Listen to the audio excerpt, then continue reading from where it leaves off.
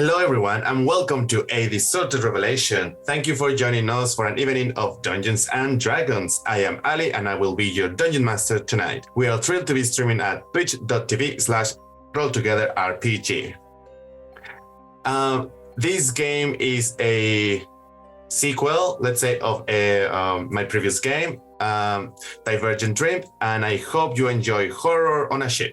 For those who are new to Dungeons & Dragons, everyone here plays fantasy character in a fantasy universe. The 5 players each have their own unique characters with shit that tells them who they are, what they can do, the deepest secrets, and what dice to roll. They will be mostly rolling 20-sided dice to see if they succeed or not.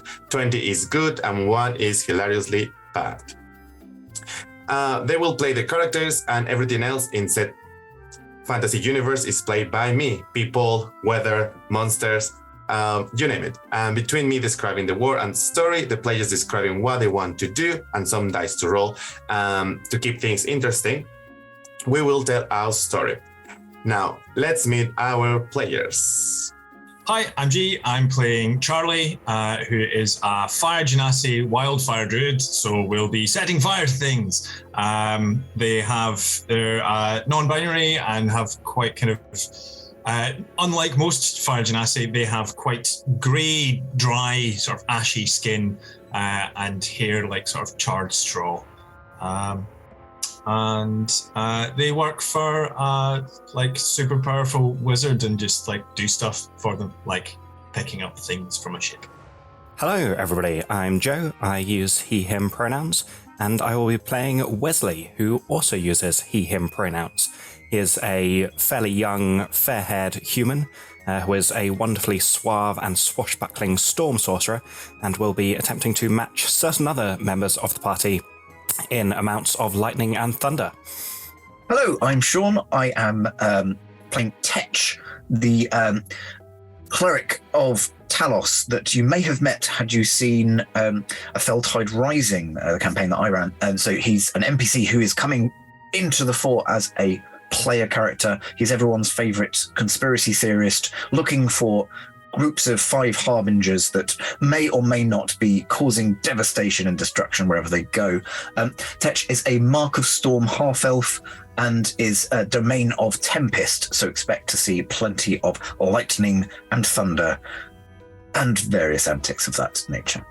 Hi everyone, I'm Johnny and I go by he/him pronouns, and in this game I am playing Malagak, the bugbear rune knight fighter person, who also uses he/him pronouns. He's a wonderfully war-painted bugbear, a little bit on the lower side with some of the stats in places like intelligence and wisdom, but makes up for it with his strength and his great axe.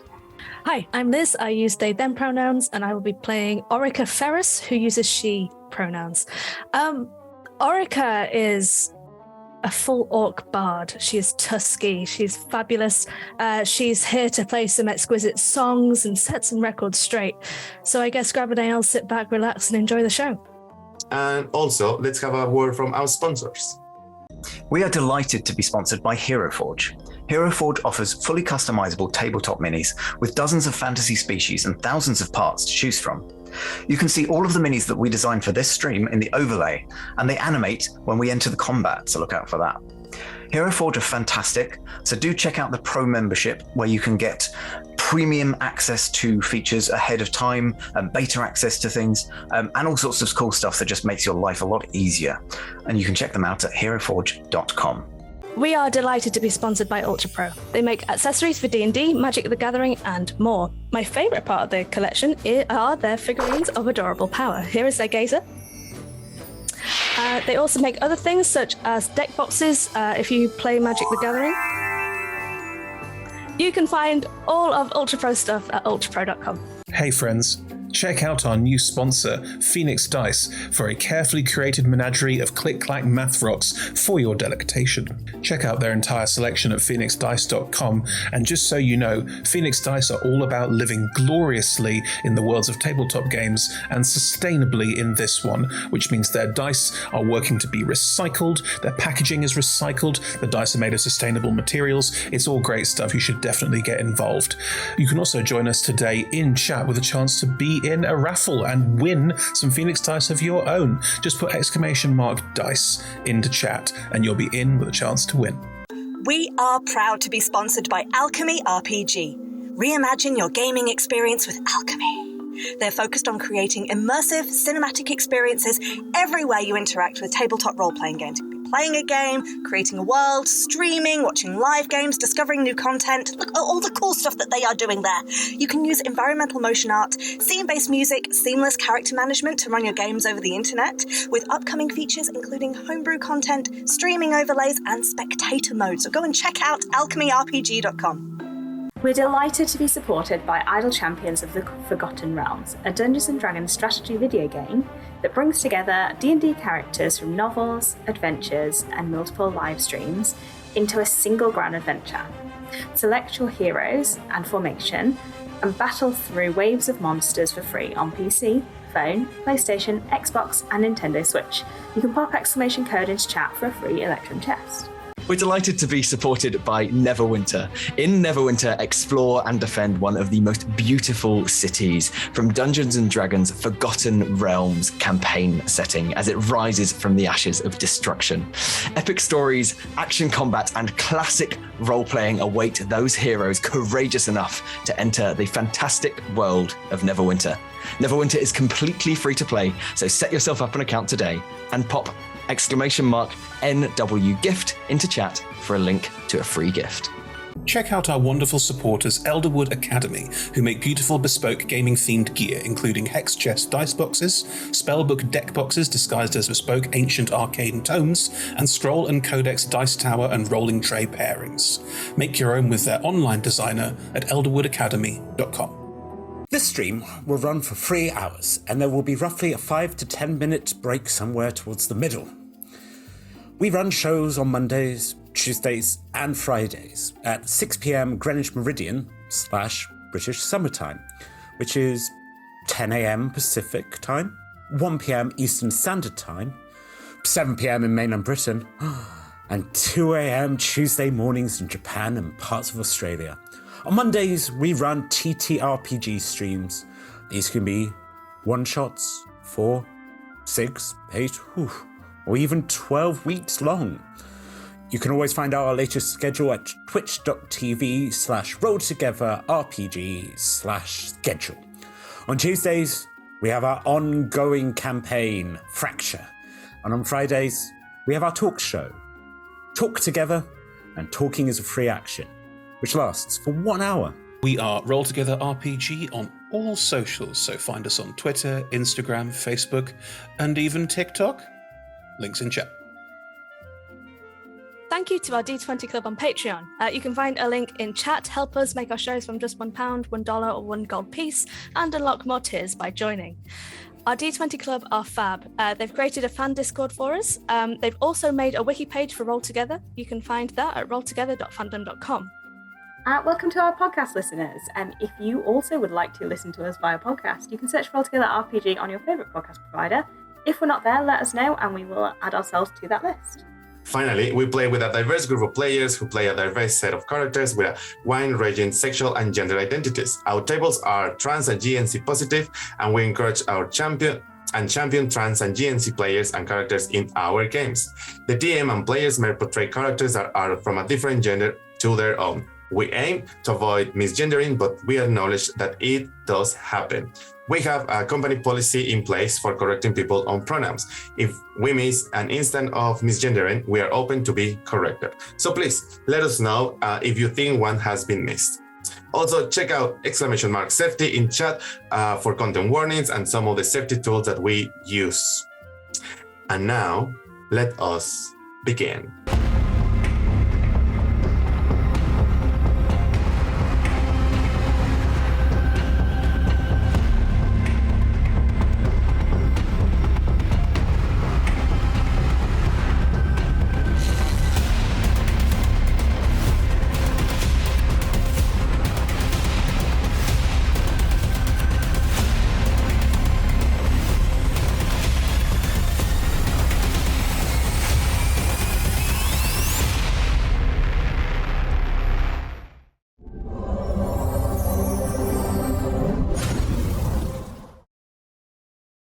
Hello, everybody. Welcome back to episode 3 of A Deserted Revelation. Last time, our heroes were doing a lot in this ship.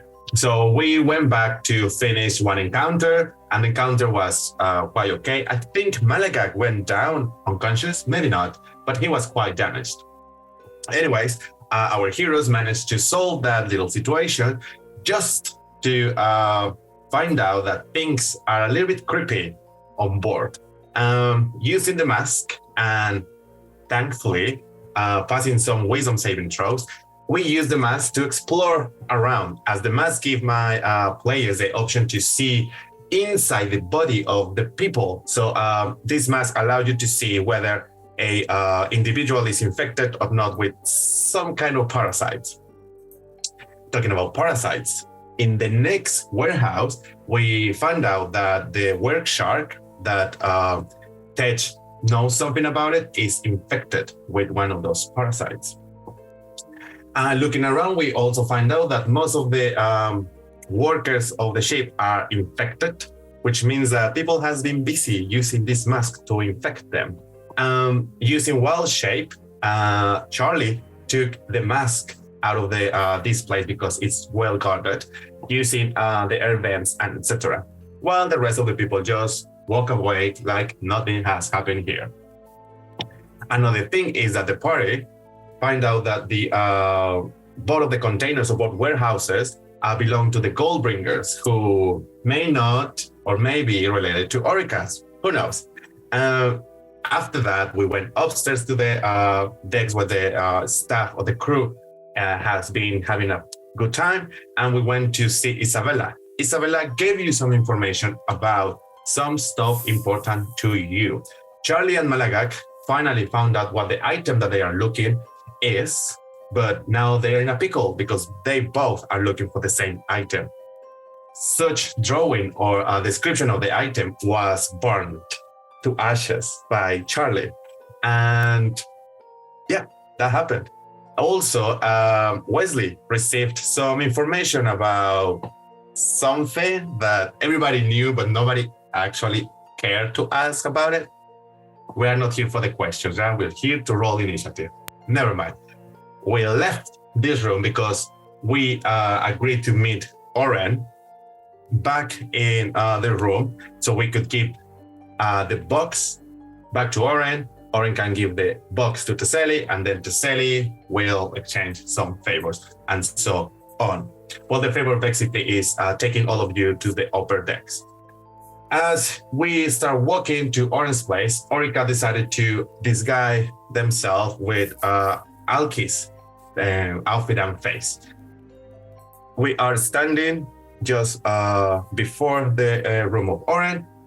Looking inside using the mask, we see two individuals, and one of them is infected.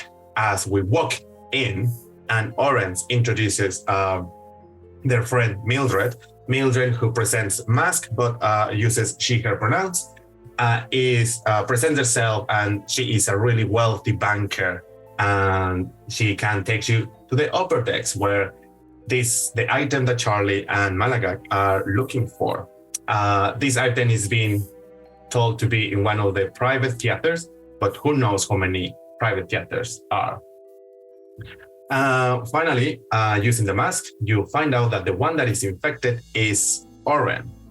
And with that information, we come back, and please tell me, how do you want to proceed? So we agreed before we came in that Orica would begin sneezing profusely at the person who was infected.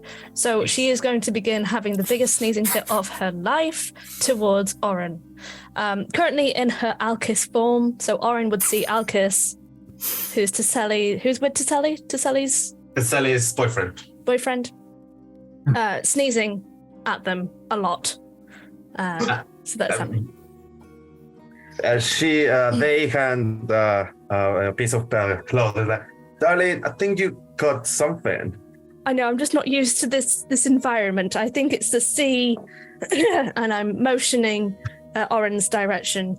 Oren sort of steps back and is like, ew, and yeah, disgusted. Well,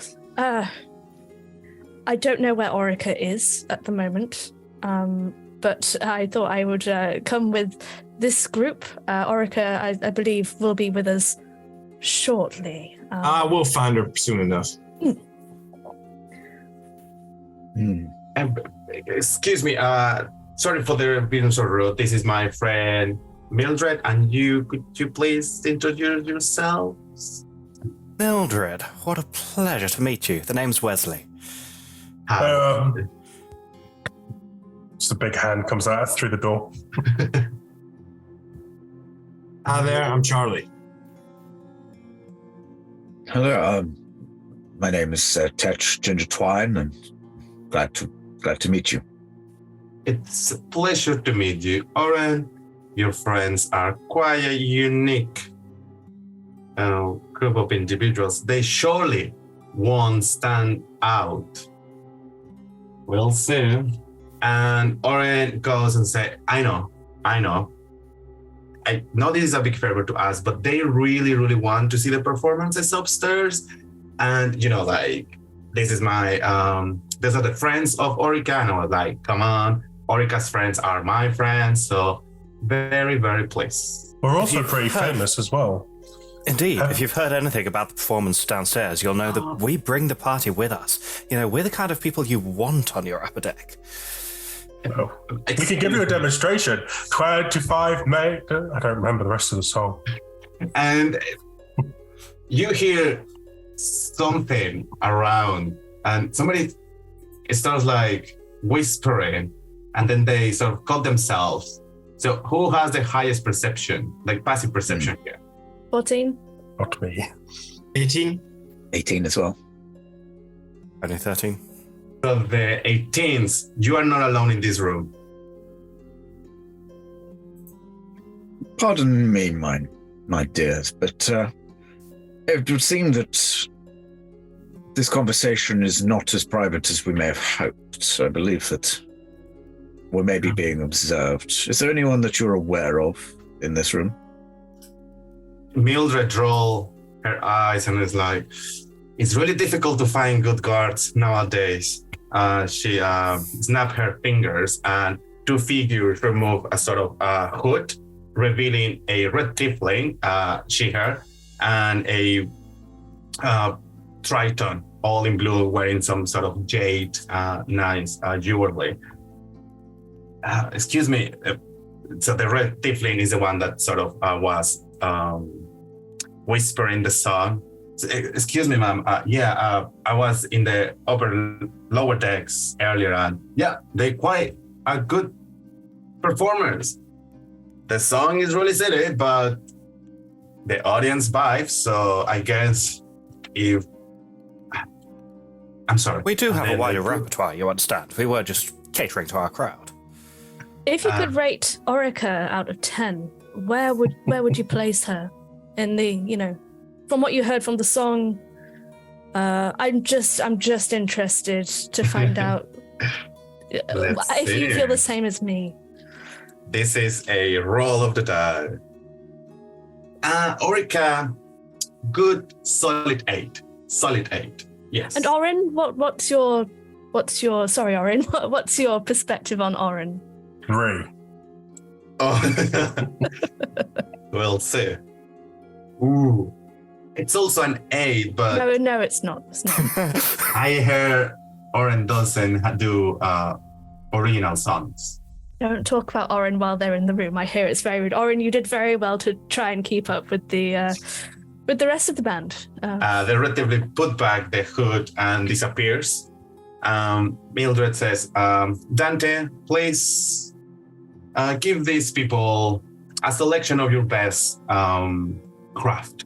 And Dante, who is a Triton, steps forward and opens the hood, and there is a collection of beautiful Victorian masks, like really nice, and those for those balls.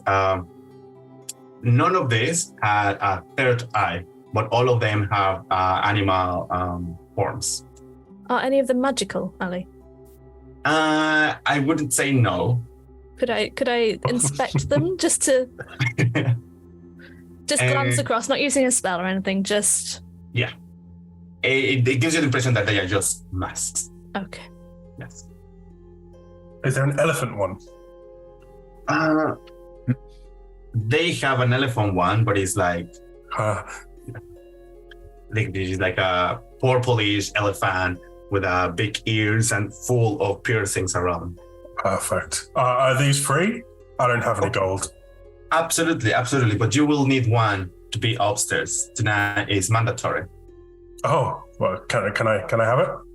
Absolutely. And Dante hands this. I'm an elephant. It has like some sort of way to keep it sorted. Eyes are off already. Mr. Tech, what is of you like him? I don't mind if I do. What options do you have? You tell me, Sean. I mean, he'd be looking for something aquatic, like maybe a walrus or a sea lion, something like that. Yeah, there is a sea lion, a walrus with long jade sort of fangs, and how whimsical. Hands it to you. Charlie, I think you said, what's your name? Yeah, it was. I'll go for that one. Pointing at something that's like a sort of dingo coyote kind of like wild dog of some sort. Yeah, big pointy ears, like almost foxy, but it's not a fox. Yeah. In the orangey red tones, and two big rubies as eyes. Well, you can see through, but it's still like really shiny eyes. Orica, Alkis, I'm pretty sure you shouldn't be here. Is this Ellie knows that you're here? I mean, I thought you were like getting ready for the number. I'm just making sure that everyone's happy. I will pick one up for Orica though. I think she's going to enjoy this one. And he's going to pick out, I want you to imagine Cher at Vegas. So we're talking full on ostrich with all the feathers as big as possible. Yes. The biggest, I don't know how that mask fit in there, but that mask is coming out and that's going to be Orica's mask. Before you take anything, they say like, wait a minute. And they open the other side, is a single mask and they handed it to you. And as you put it on, the magic displaces those big feathers. Amazing. And like, I like to think that a feather boa will appear as well, and I'll just wrap it around my neck.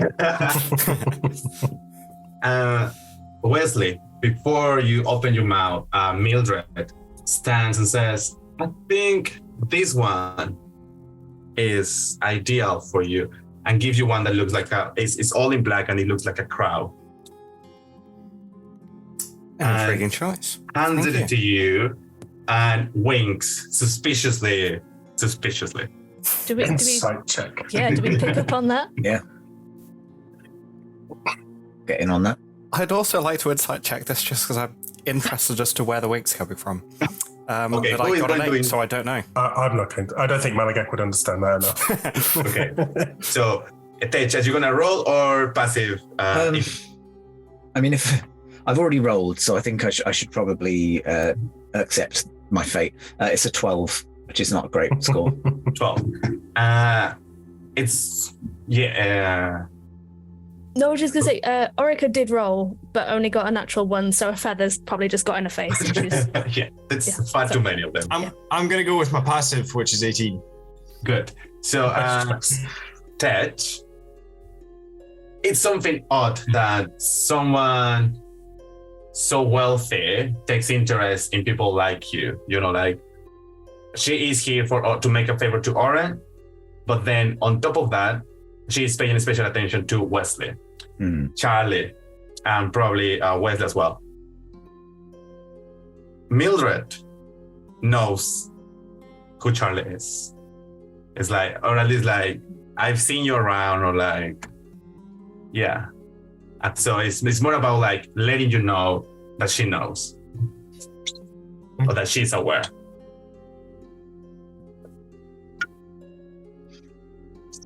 So what's this performance you're going to take us up to see? I thought we were going to perform our 25 maidens. So this is the situation. I still have the leotard and everything ready. The private theaters, they have several performers and performance happening at the same time. So it's up to you which one you want to witness or to enjoy. There is not really like a code or like which one you can access. Once you are in that floor, you can go anywhere you want. There is also a couple of private lounges and mini bars, but not much of a pub. It's more like cocktails and keep it low, like, yes, people is having a good time. People is not there to get drunk, basically. That's why you go downstairs. Okay. So we could go into the first one, and then if it's really bad, we can go to the next one. Absolutely. If we don't find what we're looking for, and I just glare at Charlie. This is yeah, I mean, I'm plenty sure you will find anything of your life. Oh, good. Not that I'm looking for anything, of course, but just to say. Tetch will having gotten all of the stuff, go over to Orin and goes to put his hand out for a handshake. Orin, we must thank you for you're generously extending this offer to us. We really are indebted to you. Thank you. As soon as Orin takes Tetch's hand, I'm going to cast Remove Curse. And I'm hoping that Orica will be able to see whether the aberration is removed or if this is going to take something stronger. Okay. Is it has components or? Verbal and somatic. Verbal and somatic. So I'm probably muttering something under my breath. Yeah. But unfortunately, everyone in this room know that you're casting a spell. Mm-hmm. Whether That's people fine. will do something about it, who knows? As you cast this, please describe me what's the effect on, how's your magic going through from the divine through you and then through Orin? I mean, like everything that I cast, it's kind of thunder and lightning related. So I think that there's probably a spark kind of travels down my arm and into Orin, hopefully traveling to the afflicted area, and then if it works, there'll be a kind of boom of thunder as well, just as it dissipates whatever it is. So as you are going to touch each other, is when you spark with other people, you're like, oh, come on, and they are like. Just they act weird, like something is not really okay, but they don't. There is nothing like they fall down or anything, or it can. You can see that the parasite sort of contracts to a point. So instead of being like tentacly, it's just like one single dot in your X-ray, your magical X-ray.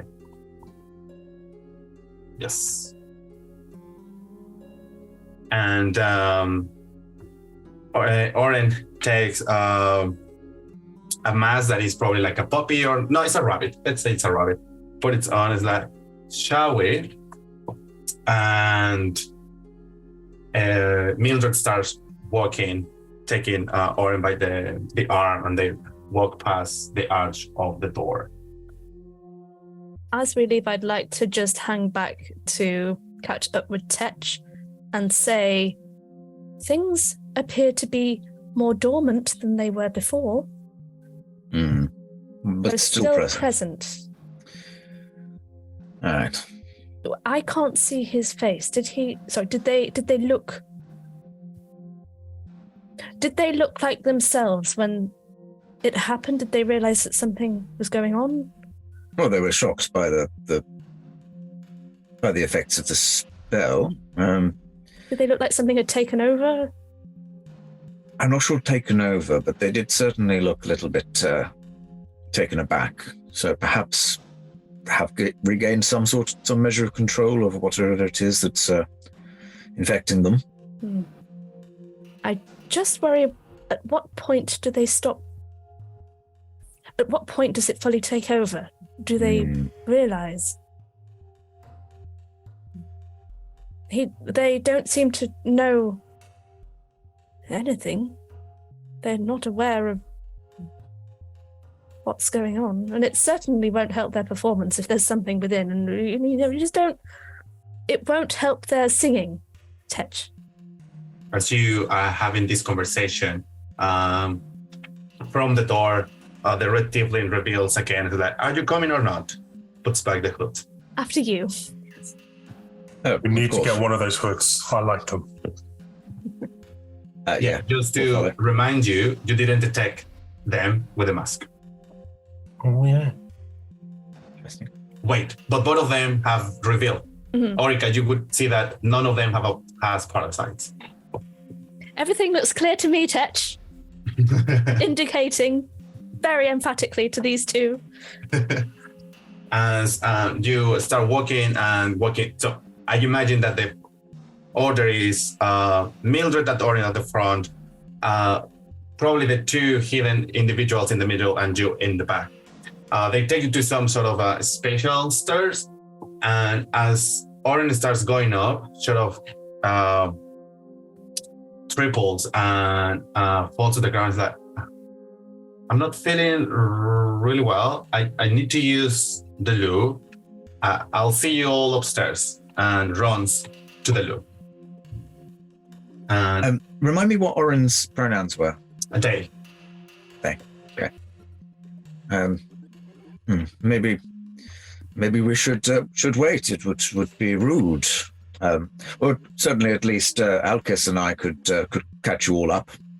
Well, it's ruder to wait. No, you wouldn't want to wait for someone because then they feel pressured, and if they feel pressured, they're not going to be able to go to. It's better just to give them the space to do what they need to do. Has that happened to you before, Malagag? Yeah.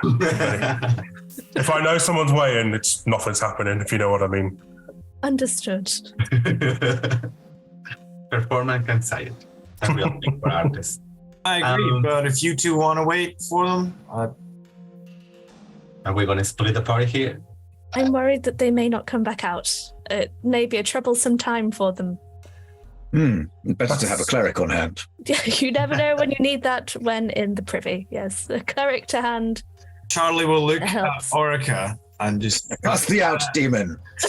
Well, I understand, but maybe if they've got something in them that wouldn't be advantageous to be going along with us, then maybe we should be just leaving them behind for now. Orica's torn, as I'm sure. No, anyway, I'm going to roll to see what she does. I think we need to just go and have a look. We need to check on dearest Oren. You just don't know. If there's a scream, we'll leave them to it. I'd feel better knowing. Okay. So the three of us. Who is leave going you to to it. stay and Luke go after Oren? I'll go after because I have the. What about the other three? Wherever Charlie's going, Malagak is going. Just in case. I think then Charlie will then go, well, don't let us stop you. We will catch you upstairs. Wait, what happens if you both get them thingy, and then how would we know? Well, then you're fucked. Yeah. I can let you know in a message in your head, Malagak, should we come across any danger. I suspect that this, I'm just going to gesture to my face because she can't see the mask on it, might help protect me. That's all I can hope for anyway. Well, my mental letterbox is ready for you then. Look forward to my message. I almost said email then, don't look forward to it. We don't know what emails are. Nice. We just made it up. Yeah. Emails are now a thing. Ethereal mail. Nice. We'll see you upstairs then. So Wesley's also going. Well, I'll tag along with Charlie and Malagak, yeah. Good. So thank you. You saved me more actions to split you. Oh. I don't have to start a fire now. Okay. I'll do Do it, Ali. Just do it anyway. Yeah. Split us further. As you start walking those really long stairs, everything changes. You don't know if they physically changes or it's a glamour spell kind of thing. And everything looks fancier and cleaner, and you have this beguiling smell of lilies and lavender all around. And you see people from all kind of clothing, meaning from different places on the continent, just having a good time with really nice cocktails in really fancy glass figurine glasses. And it's basically like a long corridor, and the small private theaters are one on the left, and then one on the right, and then one on the left, and then one on the right, and then one on the left. Those probably will be like able to host between 40 and 60 people each, so it's not too long, but it has like a big stage, so it's more about giving some space to the artists or to the performers rather than space to the audience. And then maybe 4 or 5 rows of going up seats. None of them have a boxes upstairs, so all of them have just normal seats. However, in the middle, so halfway the whole ship, so in the middle, there is only one small, sorry, I'm lying to you. So this ship has 6 masts, and around each of the 6 masts, there is a small private theater. So those theaters are surrounding each of the masts. You can go around those and then just keep making your way to the end of the ship. They're still inside. So the mast goes all the way to the next floor, disappears for the ceiling, and you assume that the mast keeps going.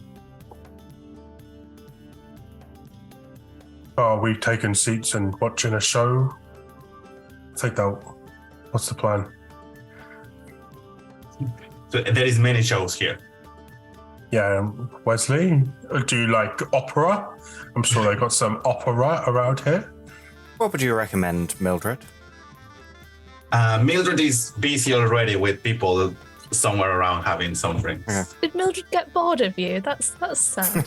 Mildred. Yes, Is there anything around, I mean, a perception check maybe, is there anything around that, like, seems to be like any sort of publicity, not publicity, but like any information about what each of the shows are? Yeah, absolutely. So there is a really colorful, color-coded map, having like from music, so live music, dancing, comedy, stand-up, improv, all of that kind of thing. So please tell me, what are you looking for? Okay, so all I know really is that this object is called the Orrery of the Wanderer. So, sorry, one more thing, and there is a special one. So like the golden rooms, which is the 6 rooms in the middle, that they don't have any, there is nothing happening there. Okay. And for the orrery, then yeah, I think I would be trying to look at the information and just reasoning that I think Charlie knows that an orrery is like a model of a solar system, yeah. And so would be looking for any link to something like that, I guess, anything. Yeah, so you will probably assume that at some point in those 6 smaller theaters, because there is no a performance happening there, maybe it's an exhibition or maybe like, something Okay. of that sort. Mildred is actually having drinks with a guy that some of you may or not know. Now give me, yes. Wesley. What happened with my camera? Anyways, first of all, make me a wisdom saving throw.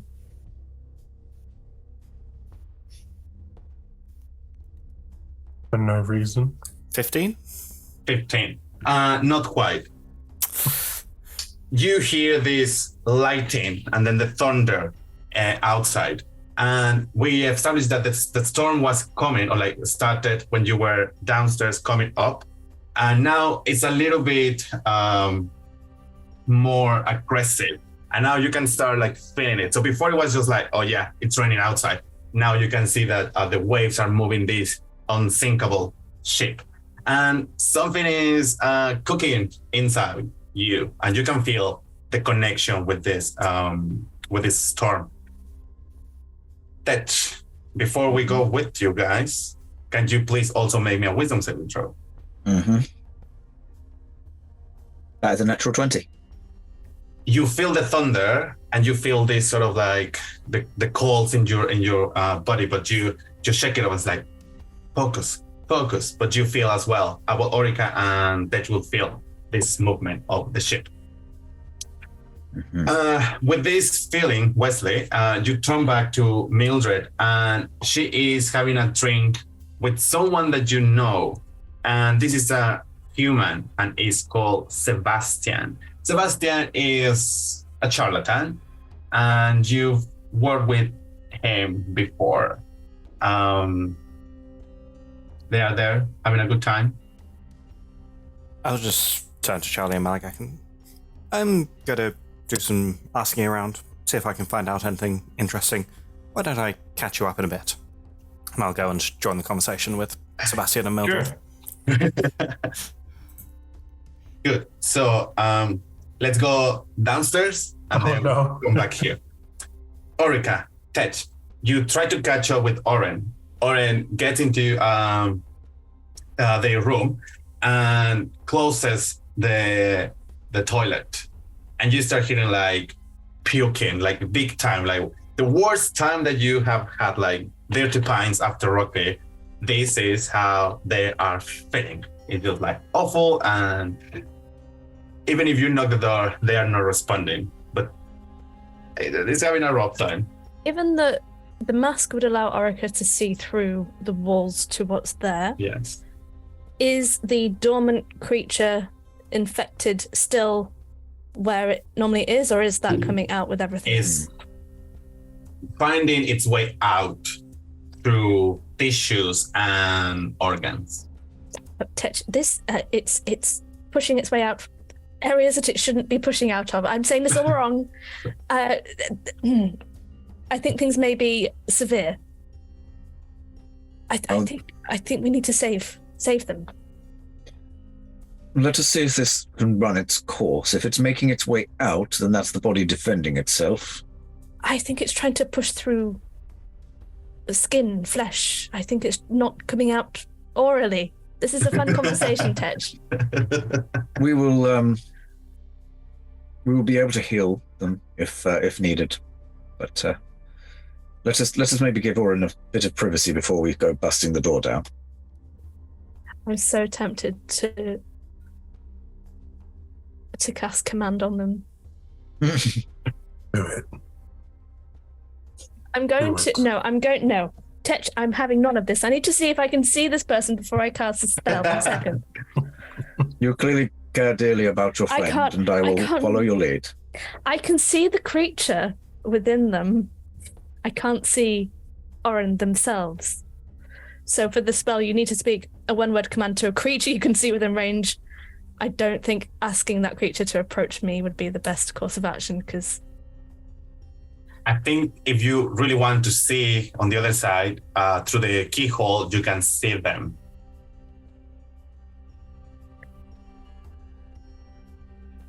I'm going to whisper through the keyholes, Oren, come here. And from my voice, a red carpet is going to kind of unravel, making its way towards Oren. Okay, that's a wisdom, right? Wisdom saving throw, yes, please. Yes, gonna roll with 16. 12. Does not succeed, so must approach. The target moves toward you by the shortest and most direct route, ending its turn if it moves within 5 foot of you.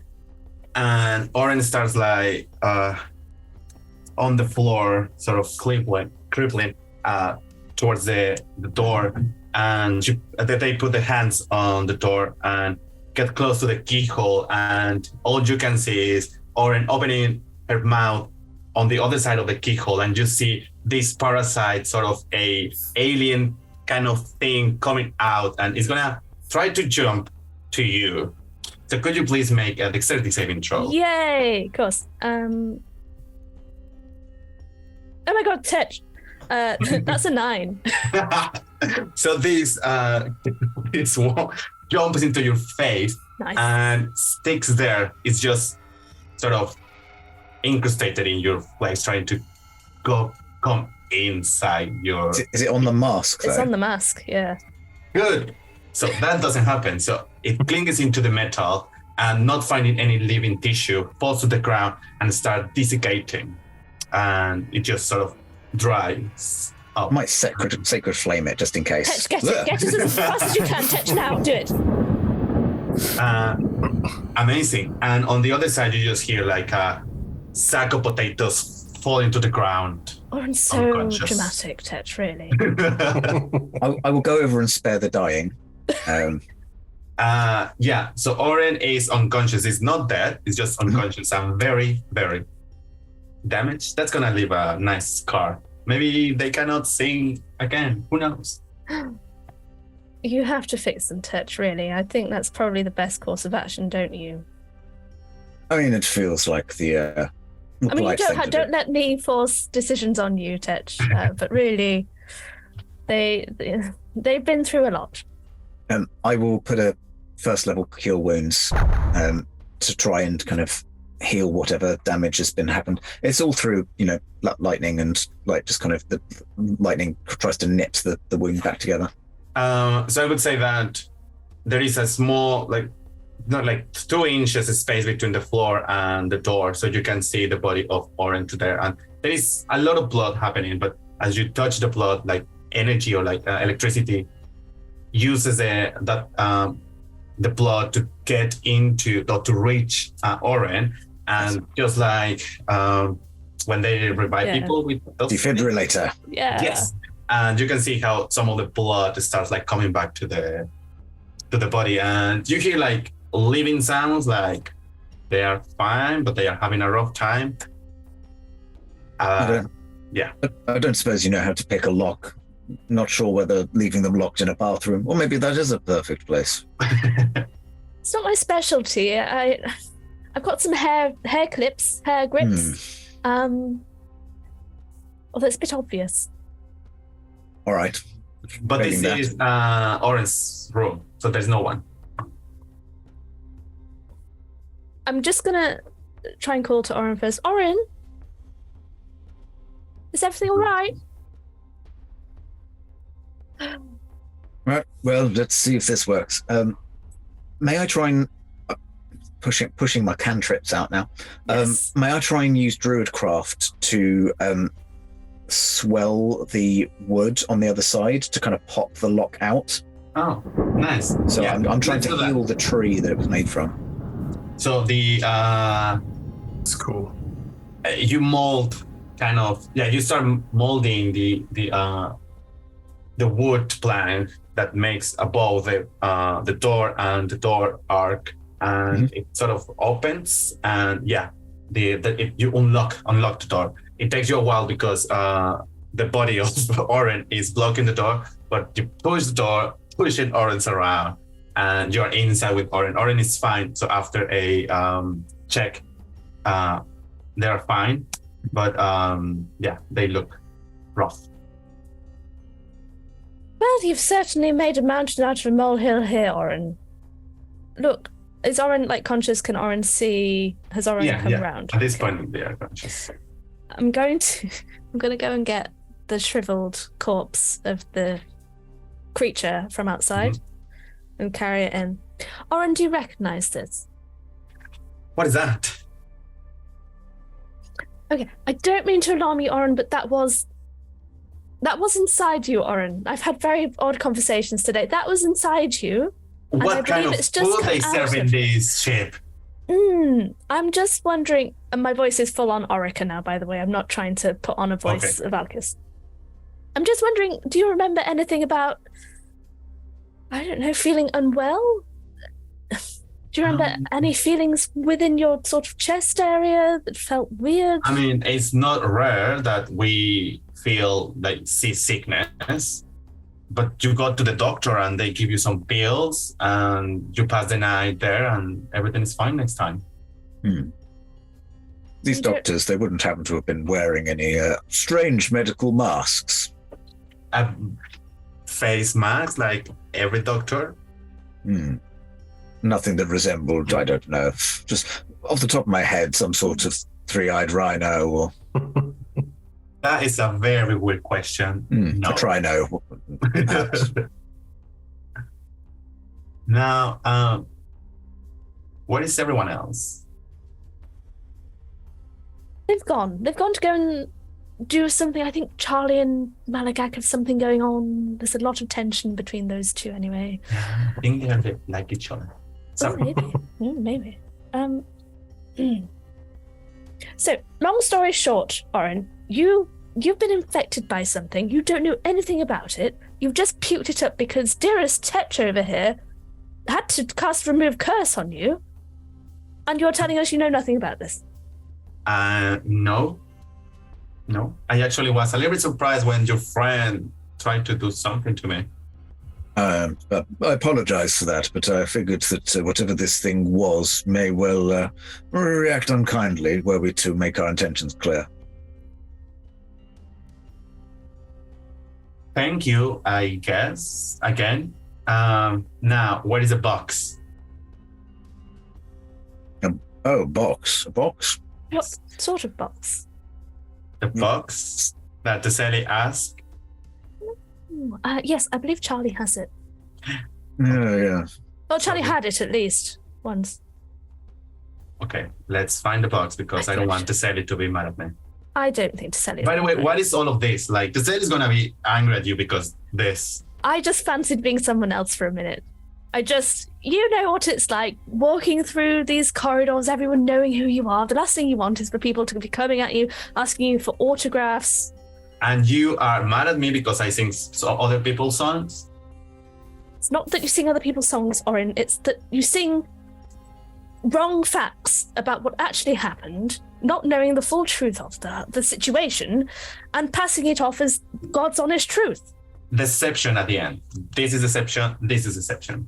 I'm not hurting anybody with this current attire, though, am I? Your words can spread rumors, which then spread further. Orin, what are we going to do with you? Anyway, you've got a little bit of blood just here, by the way. I think you should stop singing for a while. They start prestidigitating their outfit. Okay, where is Mildred? I saw Mildred talking to Sebastian. No, I don't think you did. Oh, don't I? Sorry. I thought I might have glanced at that. Anyway. But you saw Mildred was taking us, yes. And then we were very worried about you, so we thought that you were the most important thing to follow. Oh, thank you. Any time. Let's go, because Mildred is, the kind of people that you want to be on your side. And they start leading the way up. Upstairs, Wesley. Well, first of all, Malagak and Charlie. So you're looking for the orrery, right? Just like speaking out, what is it? So roll me a D100, both of you. Are you doing it? So Malagak, are you following or are you actively looking?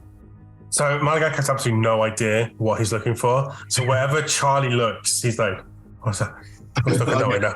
He's looking this way now. Charlie, please roll me a D100. Okay. That is 78.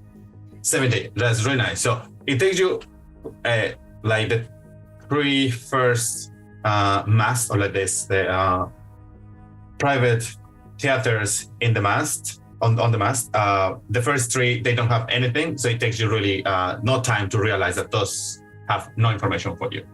Wesley. Sebastian is there with Mildred. And then you...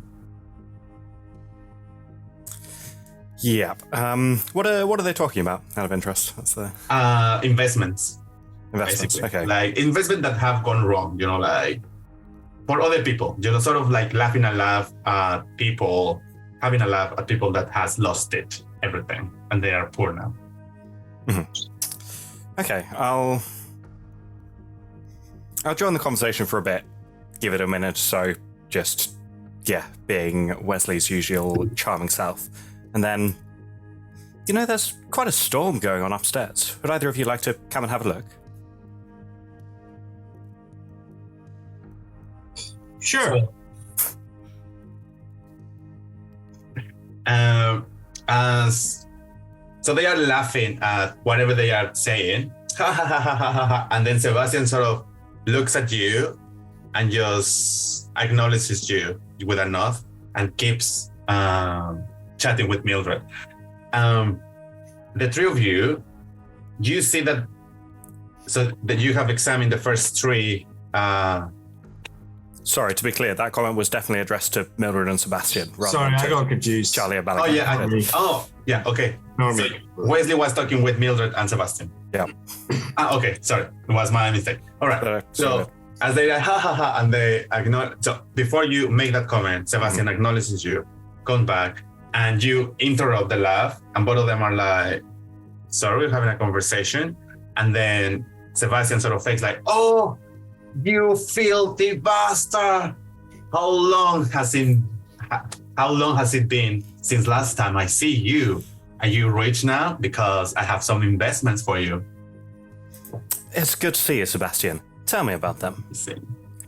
Well, I recently found a very like a mine with potential. So if we get a couple of thousand of golden pieces, we can start operations and see if we get some gold or even gems, rubies and sapphires. Interesting. Whereabouts? What do you say? Say again? Whereabouts is it? Not far from Baldur's Gate. Good to know. Good to know. I'd certainly be interested in talking details at some point, but maybe not quite yet. The night is young, plenty of time for partying and business. We are only about the business, darling. And Mildred just nods and says, I was telling Sebastian about some interesting developments on my side, but I don't want to bore you guys. Please be my guest and have fun. And she attempts to start walking away. Yeah, at this point I'll drop in the... While you're here, Mildred, Sebastian has, seen my tricks 1,000 times, but I did mention, I have a little bit of showmanship up my sleeve. The storm brewing up on deck. Would you like to go and take a look at it? Make me a persuasion check. And I'm gonna roll something here. Please roll with advantage as Sebastian. With advantage, okay. Grabs Mildred's arm and says, I think you should hear this. 26. And she gives you the look. Fine. Dante, come with us. And Dante takes out the hood and starts opening the way for the three of you and Dante to a special kind of stairs. This has a red cordon and there is guards, and they take out the cordon and there's steps that lead you to the outside of the ship. Charlie, Johnny, what are your passive perceptions? 12. 18. Charlie, you see on the corner of your eye, probably the most obvious thing here is Mildred, who is very, very tall, being in company of this really beautiful blue merfolk, Triton, that they start moving. And then you catch that actually Wesley is with them, but then you are not close to them. Okay. Wesley, you find yourself outside. Before we actually get up on the deck, yes. I will turn to Mildred and say, it's entirely up to you, but if I were you, I'd leave Dante here. I think I can probably only keep 2 of us dry at a time, and I wouldn't want them to get in any trouble. And I realise this is a bit more of an ask, so I'll drop a suggestion on that one. What's going on right now, Wesley? Is that a subtle spell? It is absolutely a subtle spell. Nice. Wait, I have a I'm so excited. What are my encounters? Encountered. What? Huh? It's unsinkable. It's unsinkable, he said. Come on. What is it? Here it goes. I have okay. a wisdom saving throw, right?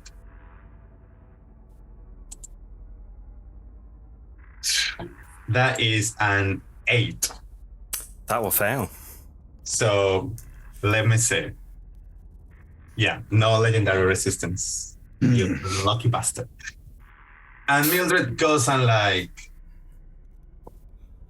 at this point, I think it was Dante in the front, Mildred and Sebastian going hand to hand, but like holding arms, and you in the back. And then Mildred looks at Sebastian and says like, could you please bring me a drink from downstairs? I got a little bit tired of the cocktails of this one. Dante, please accompany. Go with Sebastian, so they go faster. I know you have your means to do it. And Dante puts the hood on and takes Sebastian by the hand, and they just leave. Mildred grabs you by the arm and says, "Please, lead." Head up on deck. It takes you like 2-3 minutes to get there. You're in the outside. The storm has broken. Is that a turn? Yes. And you see this every now and then lightning and thunder happening in the clouds. There is no moon, so everything is darkness. There is, of course, torches all the way outside in the ship, and every crown nest has some special device to start illuminating outside, but there is not much of lighting on the deck.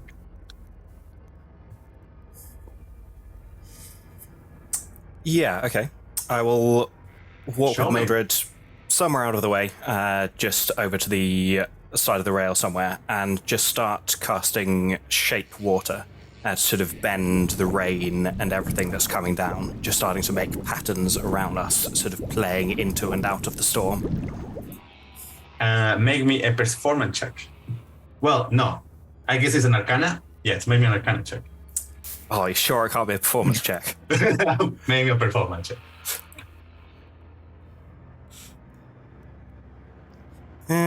Not my best. 13. 13. Let me roll something here.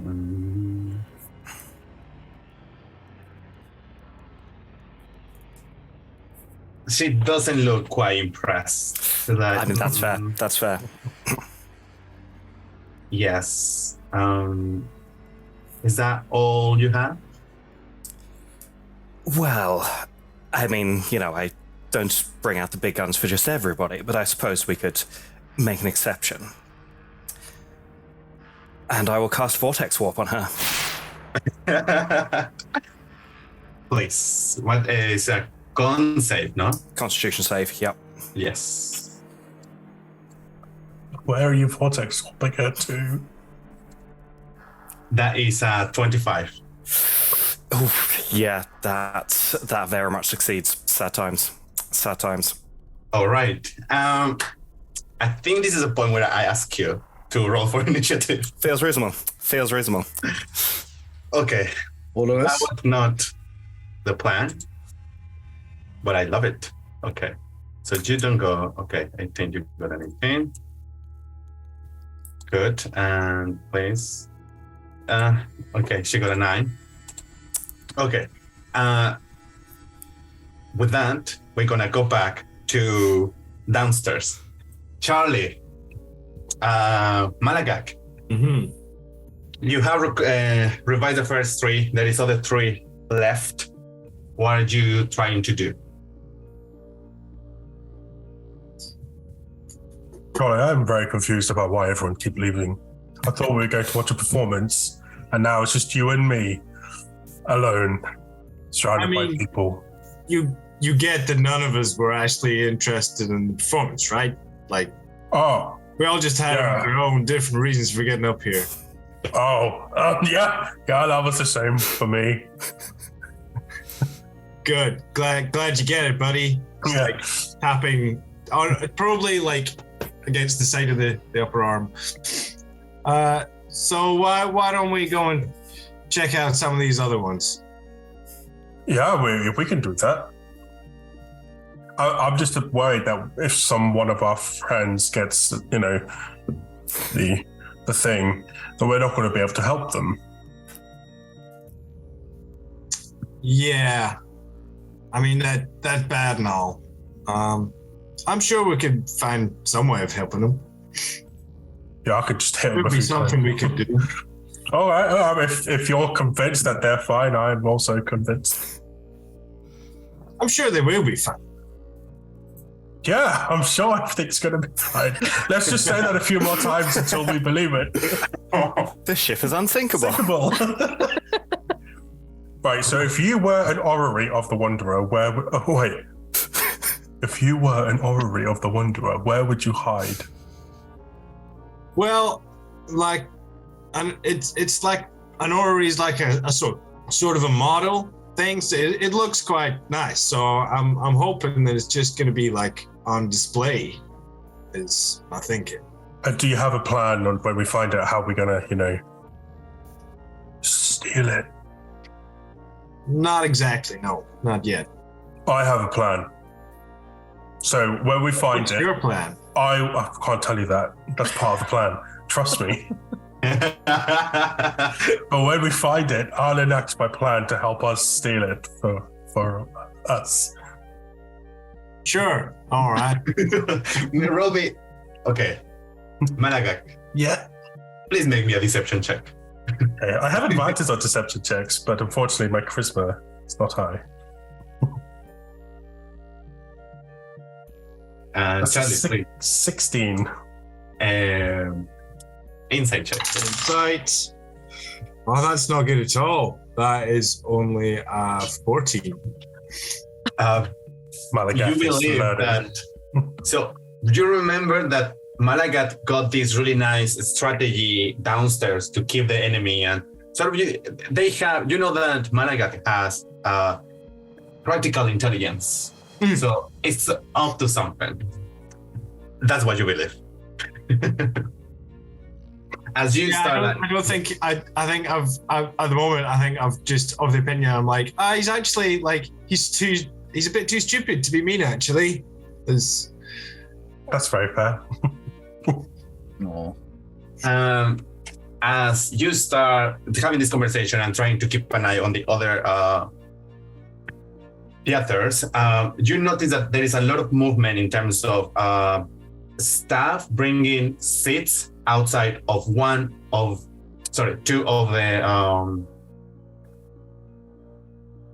theaters. So they are removing like the seats and putting them out like in sort of around the fourth mast. So you pass the first three, there was nothing in them. The fourth mast is now being surrounded by seats, and the other two is where people is taking out the seats beside them next to it.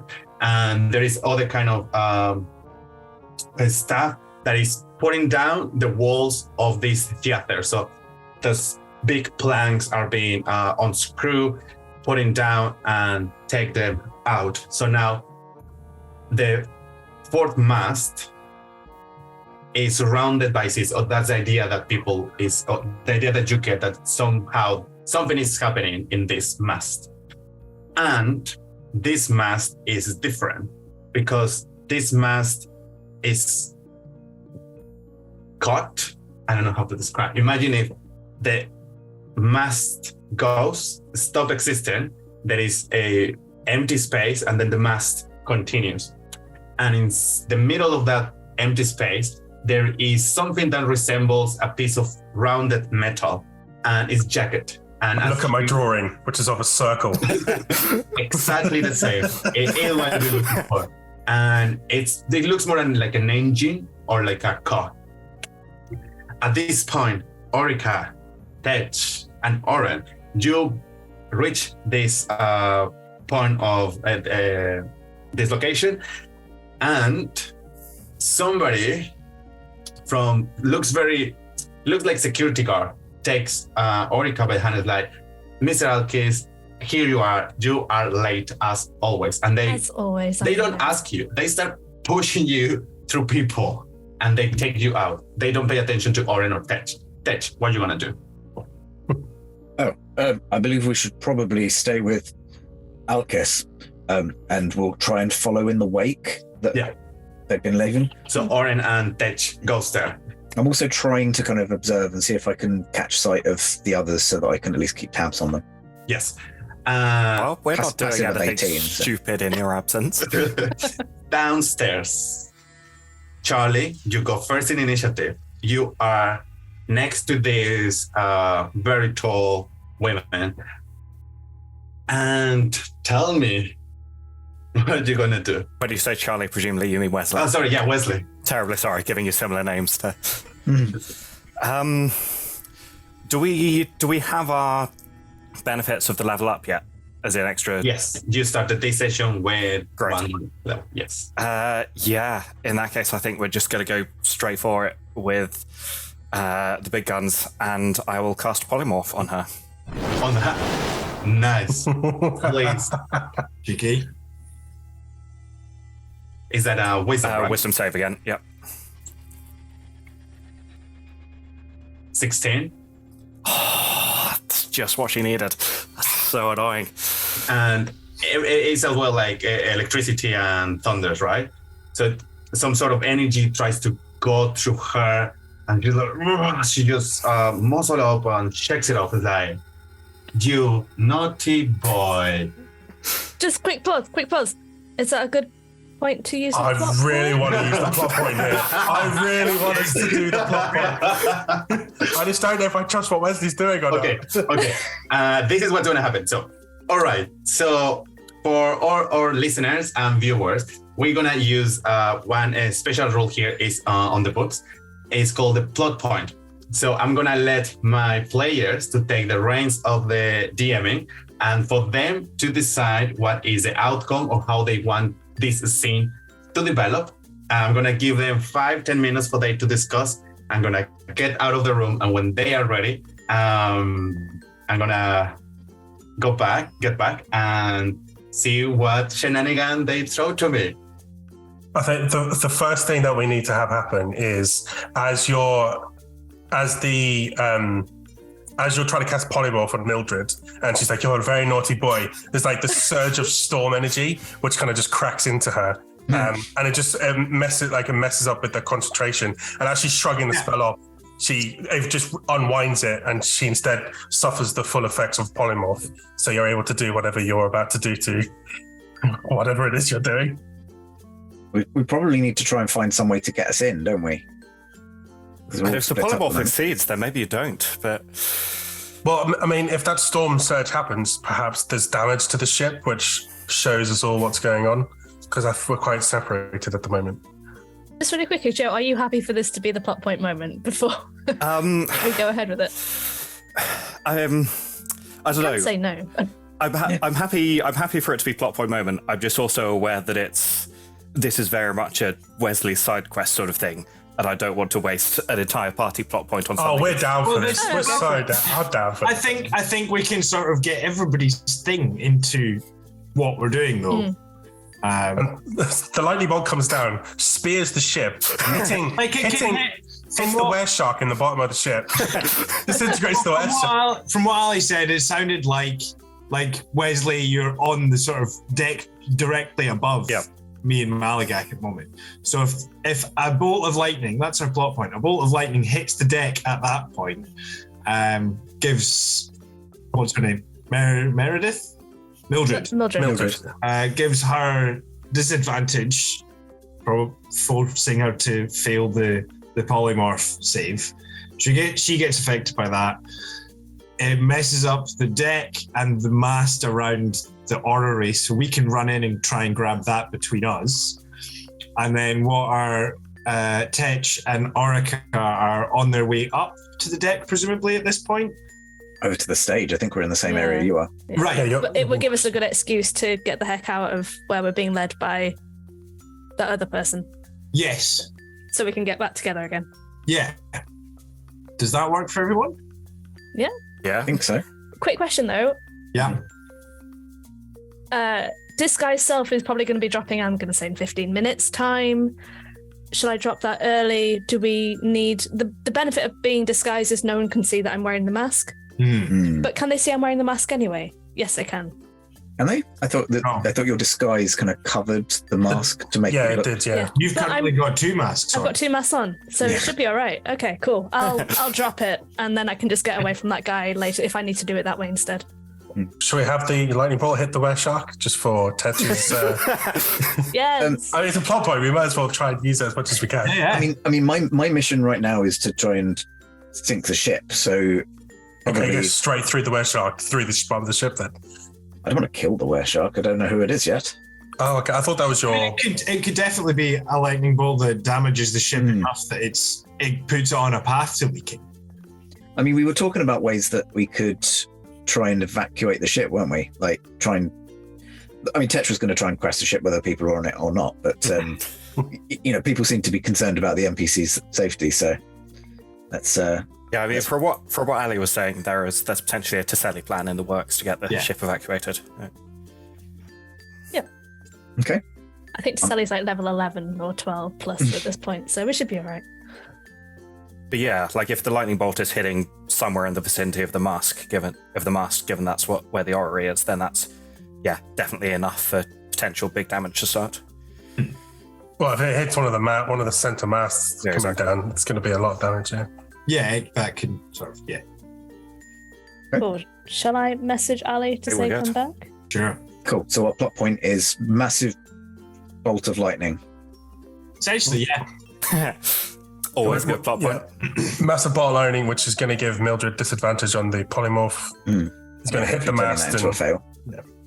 And then the mast will fall, and the lightning bolt will cause a massive damage, giving you guys an opportunity to escape. I think if the mast falling causes like a rift down the side of the ship, would be able to, which lets lots of water start leaking in. All right, everybody, tell me what is going to happen next. So the first thing that happens outside as Wesley is trying to polymorph Mildred, connection to the storm exacerbates a localized area around him, which causes a massive bolt of lightning to start streaking down towards the ship. So the first thing that happens is Mildred is going to have disadvantage on the saving throw against the polymorph spell, as she is momentarily distracted. And someone else want to explain the rest of what happens? Let me resolve that. So that would be a disadvantage. Okay, so nice. So I roll a 17 now, and previously I roll a 16. Still not going to be enough. Yes. Well, that was the first effect of the lightning bolt. Liz, would you like to? Oh boy! So this huge lightning bolt kind of cracks through the ship as bits of wood kind of splinter everywhere. The NPCs unaffected by this, they're all very dexterous, so they're able to get out of the way. This lightning bolt narrowly misses the back of Tetch's head as Tetch following Orica, following the person that was taking them away to the stage. That little moment where we are all taken by surprise by this, I like to think that the person in front of Orica fell over, maybe hitting their head slightly on the ground, dazed. Orica turns to Tetch. We're able to see through the gap that this huge lightning bolt has formed. We're able to look up and see the situation with Wesley. We can see Charlie. We can see Charlie. We can see Malagak facing that area, and we're going to run towards them as quickly as we can. Tetch, we need to go this way now. They'll be fine. We'll leave. We'll come back. Of course. There's people around. Oh, and I'm going to drop the Alkis form. But I have a mask over my mask, so no one can see the original mask. There's just a lot of feathers. Yeah. Yes. Mask inception. Yeah. Nice. And then the last effect, Charlie. Do you want to? Yeah, finally. So in front of Charlie and Malagak, this lightning bolt kind of rips through the deck above us and starts to kind of split and really sort of hits the mast which starts to go and creaks, and everybody kind of starts to run off. And that area where you said there was like a sort of magical gap in the mast is where it pivots, and above we kind of see through the gaps in the deck that the entire mast kind of goes over the side of the ship and sort of cuts a bit of a rift down the side of the ship, letting some sizable amount of water start to leak into the maybe mid to lower decks, I guess. Yeah. Certainly with enough time that people can maybe start to make their way off the ship.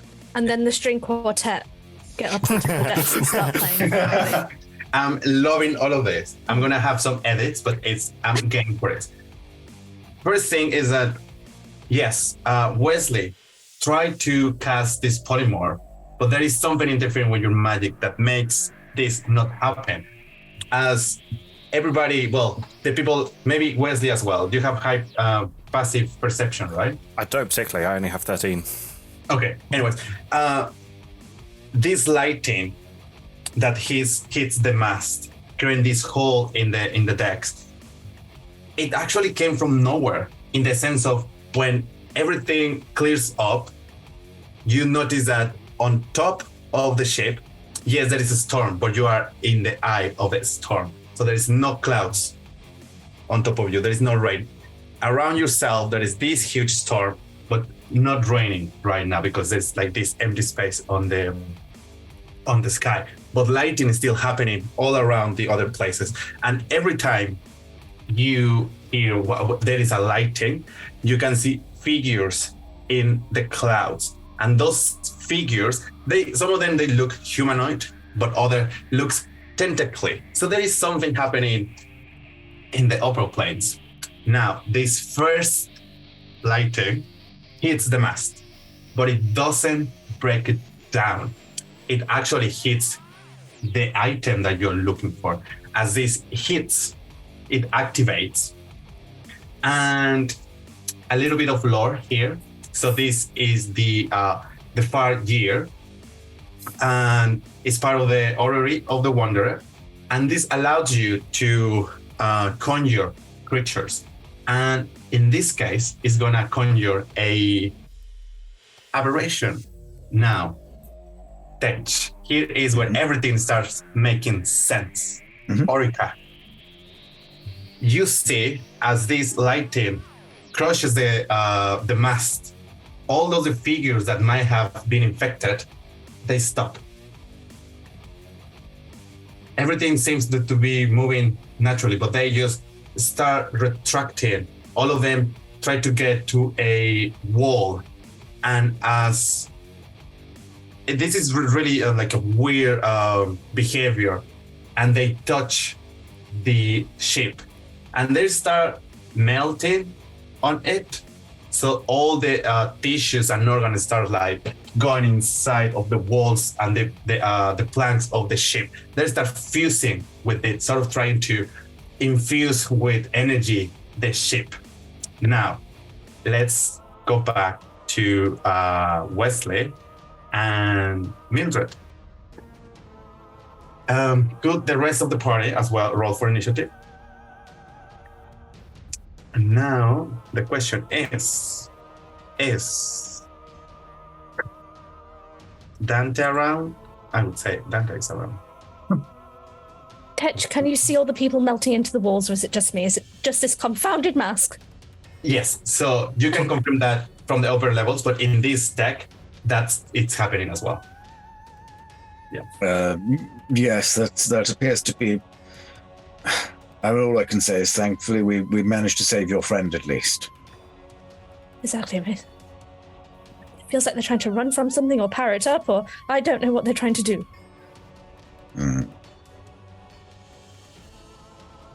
Did you want our initiative rolls? Yes, please. Charlie?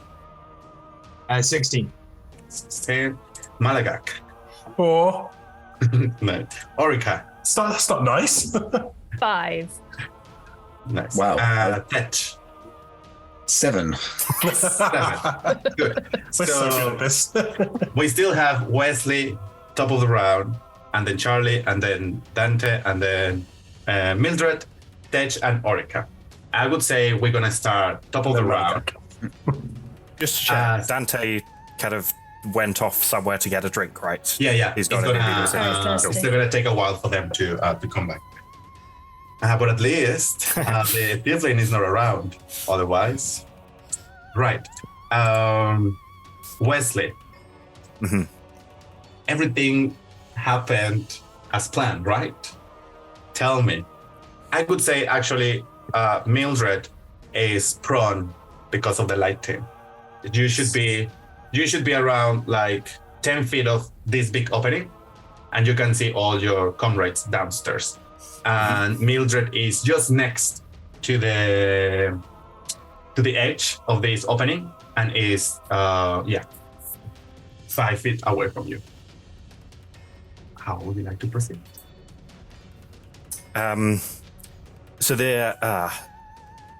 So have I had my turn casting Polymorph, or is this now a new round? And this is a new round.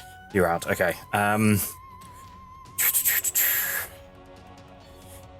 Yeah, I think I just want to try and wrap this up before everyone else joins. I'm going to drop another Vortex Warp on her.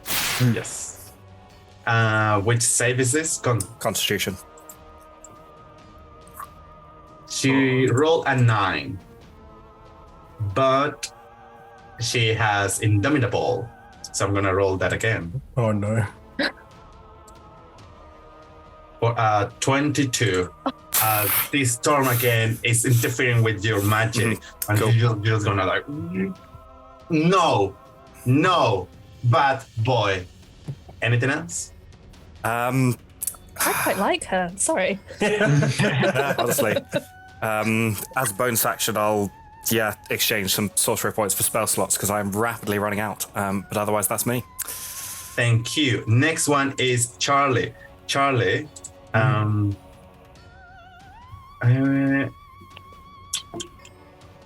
Charlie.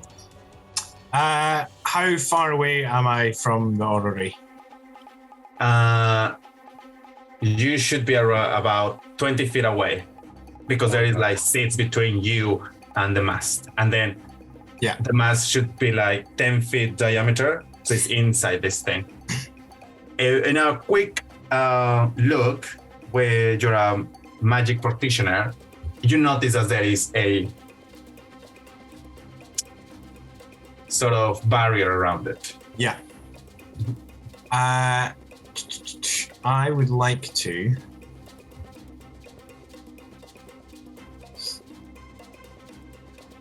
I would like to try and summon my wildfire spirit inside that barrier. Please, absolutely, you can do it. Cool. Then my wildfire spirit will then grab the orrery. That is my whole turn, basically. It's summoning the spirit. Hang on, actually. I use an action to summon it, and then I don't think I can do any useful.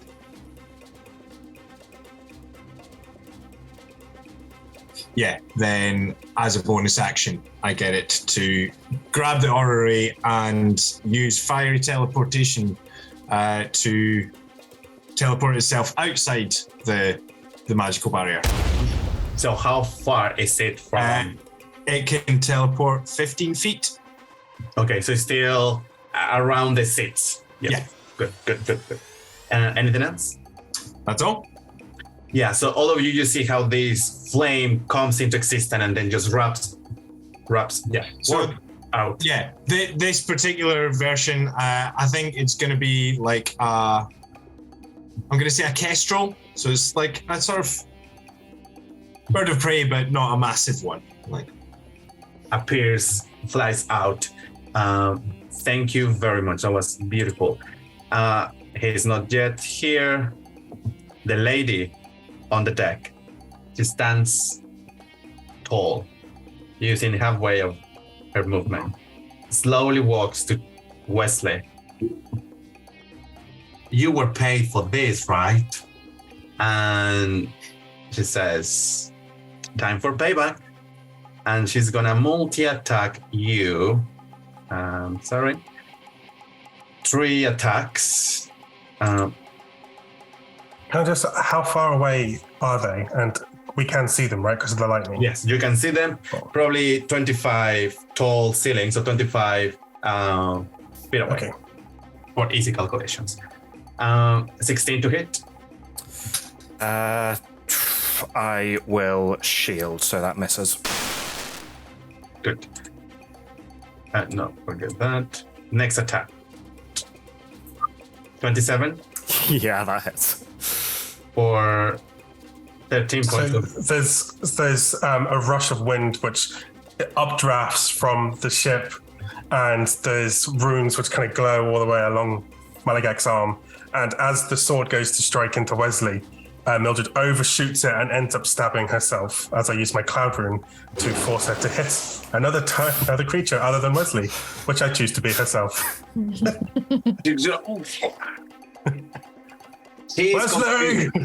He's confused, like, am I strong enough to hold myself or weak enough to hold myself? She's not really clever, but she's not having a good time. The 27 would still have to hit her, but I'm assuming it does. Yeah, it does. 26 to hit.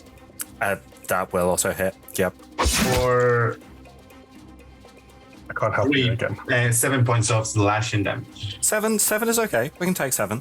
7.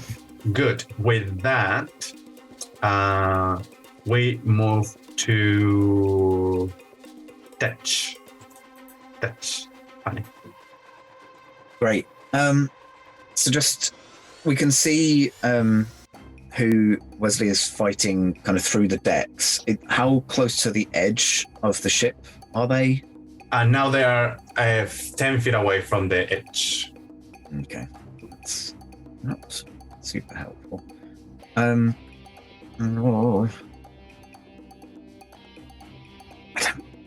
really... I'm kind of tapped out is the other thing. I've been using all of my spell slots, so I think I'm just going to have to throw a guiding bolt, and hopefully the next person... you said that there was an aberration on the deck as well, like near us. Is that right? Was that near the orrery? Yeah, did the orrery summon an the aberration? orrery is conjuring somehow an aberration. It's beginning to. Great. Okay. Well, I will help out Wesley then. I will cast Guiding Bolt. First level, that's... Is that an 11 or a 13? It's a 20 in total once I've added my modifier. Hits. Perfect. So that is 12 points of radiant, I think. Yeah, radiant damage. And the next hit has advantage. Thank you. I think that's... I could get a spell slot back. All right. As a bonus action, I'm going to expend a use of channeled ability to regain a level 2 spell slot. Absolutely. So you feel, so both Wesley and Tetch, the presence of the storms, whether this comes from the nature or it comes from a divine place, it's flowing through you, Tetch, and you recover that spell slot. Thank you. Movement? We actually don't care where you are at this point. I'll start trying to kind of move towards Wesley, so that I can at least be like a bit of a distraction, if nothing else. Good. But you want to use the stairs? It's going to take you at least 2 rounds. I think I'm just going to have to do that then. I'll start making my way up. Great. Next one is Orica. Question to Johnny. Has Orica seen Malagak use a reaction? Yes. Well, you saw me lift my hand up and cause that blow to get deflected. Okay. Everybody apart from Malagak, I'm going to use Mantle of Inspiration on, so you get 8 temp HP, and you can instantly use your reaction if you have one to move without provoking opportunity attacks. So do I still get the temp HP, or do I just not get the reaction? I don't know how it works. I can only do 4 people. Oh, okay, I see. Yeah, that's why. That's hence the question. Yeah. So I will instantly use my reaction to move my full movement to follow Tetch up the stairs. Tetch, you can also use your reaction if you want to move. Yeah, I will. I do not have a lot to do with my reactions, so I will reactively get another flight of stairs up. Mm-hmm. And obviously, Charlie and Wesley, you're welcome to move as well if you want. I will absolutely get some distance between me and Mildred. I will then use my movement to move an additional 30 foot.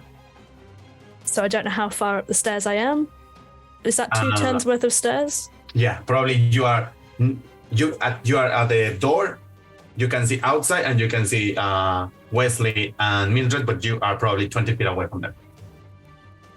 Got you. And I will use Vicious Mockery on Mildred. Mm-hmm. That is wisdom, right? It is a wisdom. And I will say, Mildred, that's not very courteous. So yes, if she could roll a wisdom saving throw. 16. Just what she needed, meets beats. So she does not get any impact from that. But that's going to end my go for now. There is so much wind and lighting that probably she didn't hear you, so it's not about you. Great. Conditions. Now, before your turn ends, Tetch, did you use your reaction to move upstairs as well? Yes. So both of you are out at the door arch and you can see them. Charlie, do you want to use your reaction to move somewhere? No, I don't think so. I'm just gonna.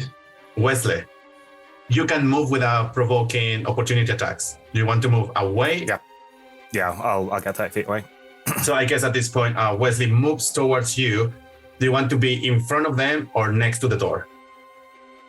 I'd actually be inclined to just move slightly further along the deck, kind of very much sticking outside. Okay. No, like, so we're not clumped together. Could I use just my free action to ask Wesley? But Wesley, what is happening? Please answer. Why does she hate you? What's happening? Well, you could stand there and not answer me, but honestly, do I get to respond now? Or... Token is a free action, remember. Yeah, in which case Wesley would. I don't know. She just started attacking me. We were having a lovely conversation up here. Do I believe Wesley? Roll me an insight check, and Wesley, if you want, make me a deception check. May I passively insight this? Yes, absolutely. What a time to roll a natural 20 for a 22. I have a natural 9, so I believe him. Wesley is clearly lying to you. Okay, Wesley, we need to talk about your deception because it's really not on point. Okay? All right. Yeah, that's it. That was a beautiful round. Thank you, Erica. To our viewers and listeners, me, Ali, loves Mantle of Majestic. It's my favorite move. I think it's actually overpowered. Anyways, next one is Malagak. So I have a 9 passive insight, which means I've just heard Wesley say that he got attacked by someone, and I fully believe him. I also know that about 20 feet up from me, Mildred is standing by the large hole on the side of the deck, I believe. Yeah? At 10 feet away. So if you need like 10 plus your 20, so 30. If you can reach 30 feet with your long arms. Not only can I run 40 feet, I can also run up walls and across ceilings. So Malagak is going to like, I've got you, Wesley! And he's just going to start running to the wall, up the wall, through the hole, and I'm going to try and grab Mildred and just throw her off the deck. Please. Into this. Oh my God. But whilst he's doing this, he starts running, and you see all this tension in the air with all this kind of storm energy everywhere around. He's going to join the competition to be the best storm sorcerer. Not sorcery, but you see like little tiny rivers of lightning running across his body, which kind of seeps into his skin and enhances his nervous system, making him more like react a lot quicker. And I'm going to use my bonus action to enter a prophetic state using my storm rune. Nice. So for the next minute, or until I'm incapacitated, when me or another creature I can see within 60 feet makes an attack roll or a saving throw, or an ability check, I can use my reaction to cause that roll to have advantage or disadvantage. So attack or saving throw? Attacks, saving throws, or ability checks, any of them. I've got so many things I can use reactions for, but only one per turn is annoying. But so coming out of the hole, hopefully surprising Mildred from, like, coming up through the hole from behind her, yeah. I'm going to just pick her up and just try and throw her off the deck. Find out. So I guess I'll make an attack against her and just see if it lands. That's a contested. For me, it's strength. For you, it's either strength or dexterity. Sure. So I'll do athletics because that's the strength, isn't it? And I'm guessing that's with advantage, right? Yeah. Well, it's. Am I surprising her? So I'm not giant smited, so I don't get it normally. Okay. But I will give myself very aware of the situation. I mean, she is guided. I did guiding bolt, so Yeah, but that's attacks. Yeah. So I'll give myself advantage with my prophetic state. Okay. Here we go. Big money. That's a 27. I got an 18. So, all your horses here. She is grappled. Yeah. What's next? Well, so my first attack is a grapple. My second one is going to be to yeet. Okay. Yeah. Okay. I guess that is going to be a. Let's do an improvised attack and see if that hits. Okay. If not, she's just going to be pushed because. So there is no such thing as throwing something. So let's make it a. Yeah. Sure. Shall I just roll athletics again because it's the same modifier as my attack? So. Yeah. That's a 25. So you actually managed to push her out. So I'm gonna make here a dexterity saving throw to see if she can catch from the rails. For a natural 20. As you throw her through the board, she kind of gives a double barrel in the air, and you can just see her big hand on the rails. Thank you very much, Johnny. That was beautiful. Now, top of the round. Yes. Sorry, is action surge a long rest or a short rest thing? I think it's a short rest thing, isn't it? I think so.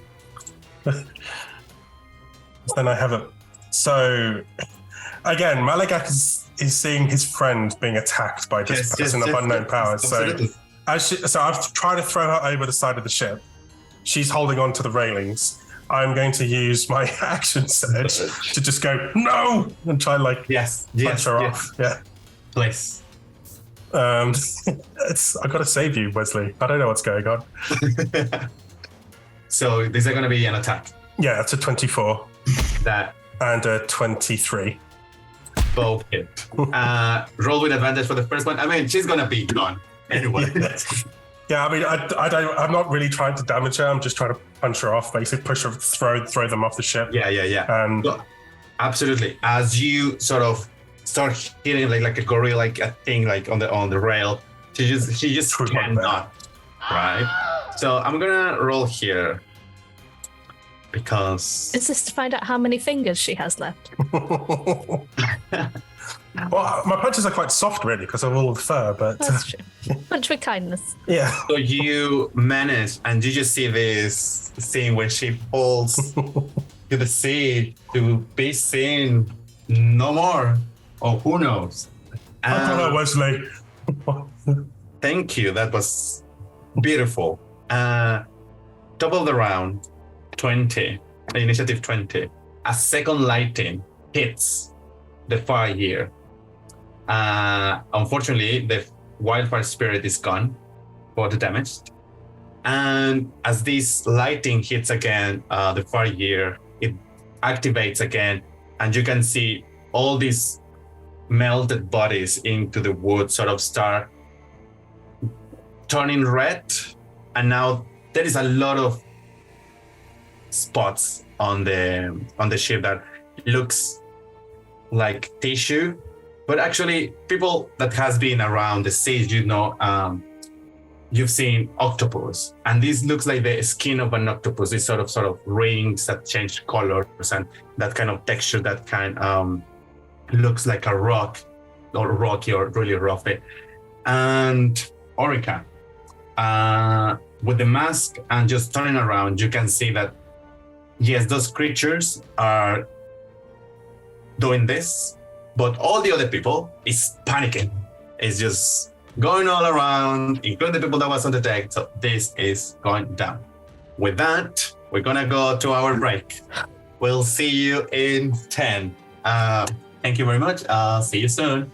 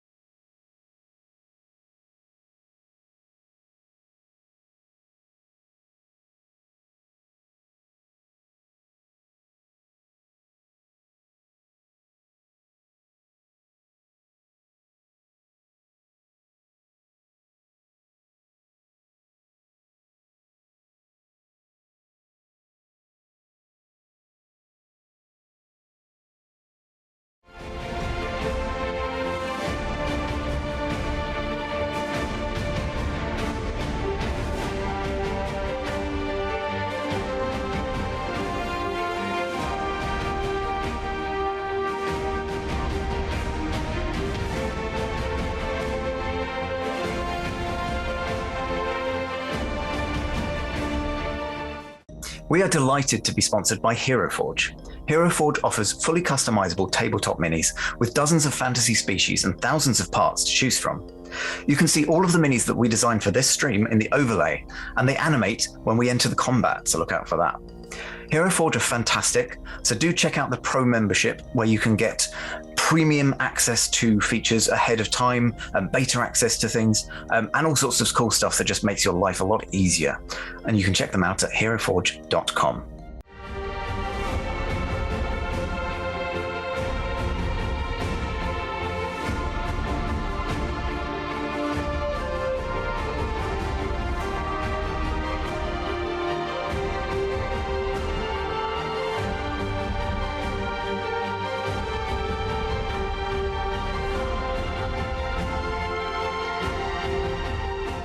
We are delighted to be sponsored by Ultra Pro. They make accessories for D&D, Magic the Gathering, and more. My favourite part of the collection are their figurines of adorable power. Here is their gazer. They also make other things such as deck boxes if you play Magic the Gathering. You can find all of Ultra Pro stuff at ultrapro.com.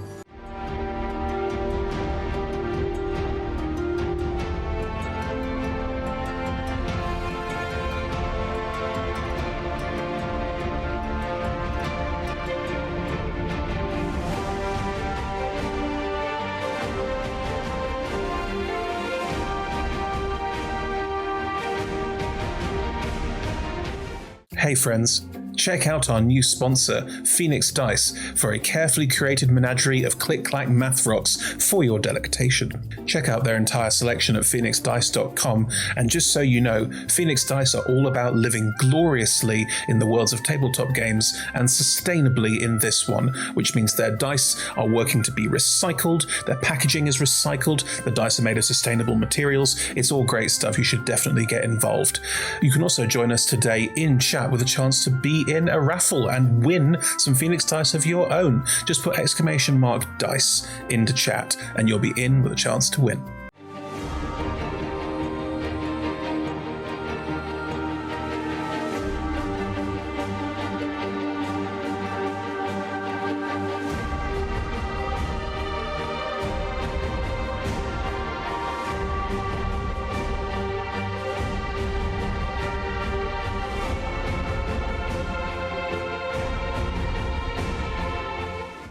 We are proud to be sponsored by Alchemy RPG. Reimagine your gaming experience with Alchemy. They're focused on creating immersive cinematic experiences everywhere you interact with tabletop role-playing games. You could be playing a game, creating a world, streaming, watching live games, discovering new content. Look at all the cool stuff that they are doing there. You can use environmental motion art, scene-based music, seamless character management to run your games over the internet, with upcoming features including homebrew content, streaming overlays, and spectator mode. So go and check out alchemyrpg.com.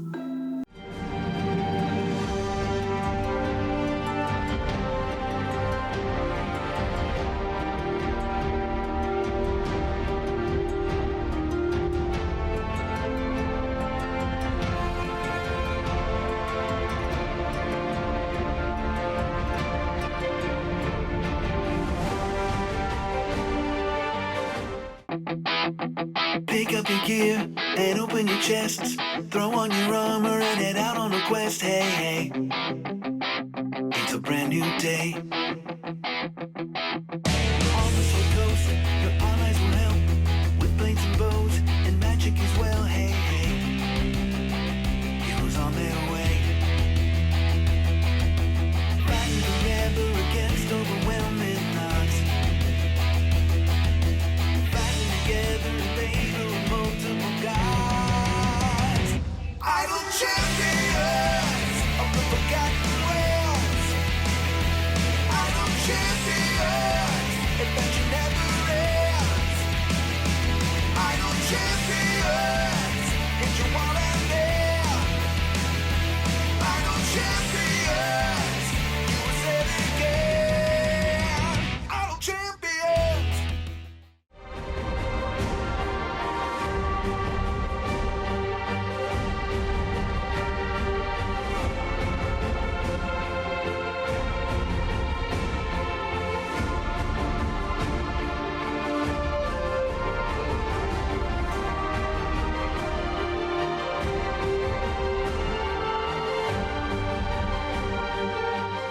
We're delighted to be supported by Idle Champions of the Forgotten Realms, a Dungeons & Dragons strategy video game that brings together D&D characters from novels, adventures, and multiple live streams into a single grand adventure.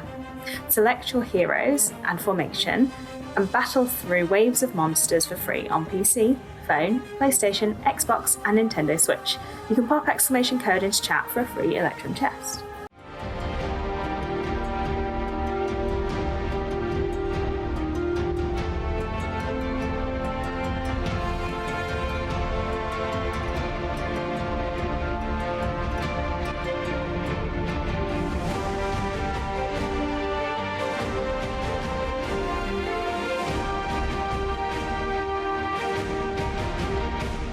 We're delighted to be supported by Neverwinter. In Neverwinter, explore and defend one of the most beautiful cities from Dungeons & Dragons Forgotten Realms campaign setting as it rises from the ashes of destruction. Epic stories, action combat, and classic role-playing await those heroes courageous enough to enter the fantastic world of Neverwinter. Neverwinter is completely free to play, so set yourself up an account today and pop !NW gift into chat for a link to a free gift.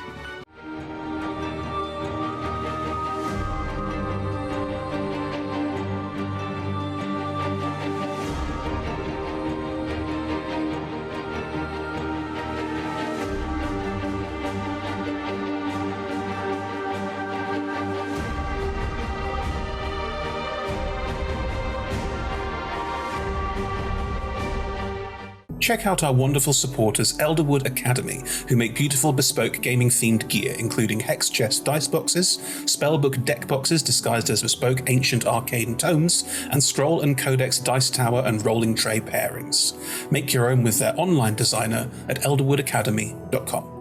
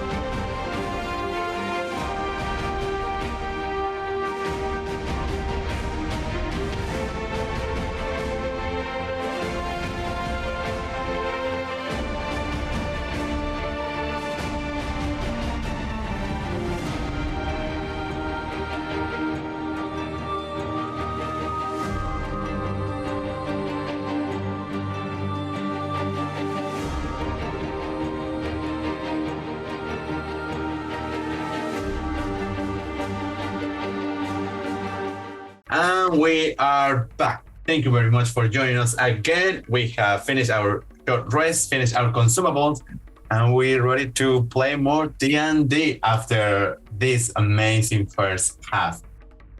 Thank you to my players again for that amazing use of your plot point. Short summary. We get to the upper decks after saving Oren from a very awful destiny. I was about like, are they gonna save them? Are they not gonna save them? Thanks, you did. And then a really short but creative battle with Mildred. Is or is not finished? Who knows? And we are back into top of the round with Wesley. Wesley, what do you want to do?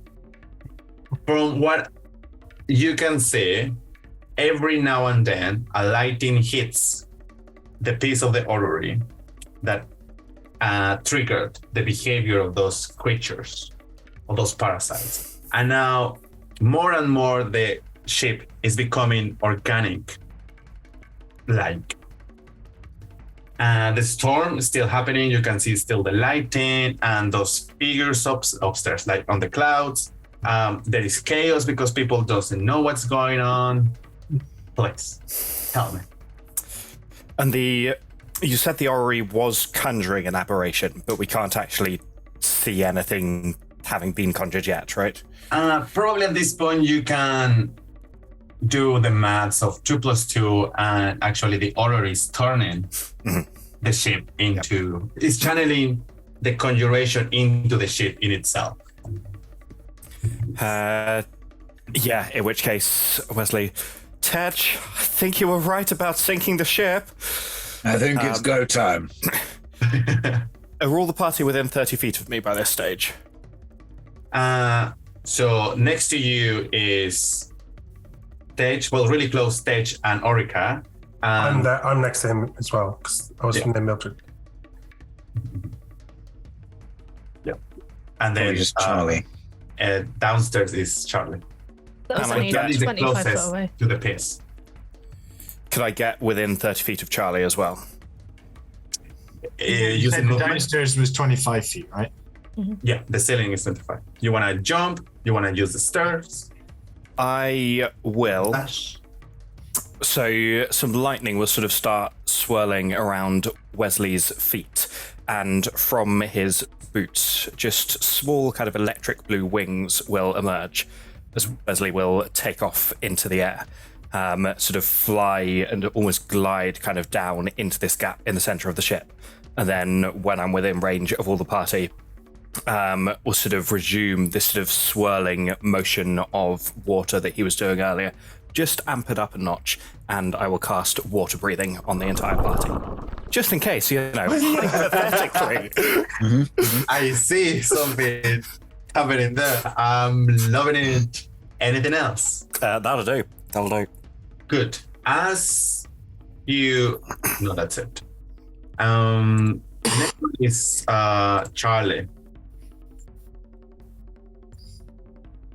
Right. I think I want to try and get to the orrery. I want to try and stop it in some way.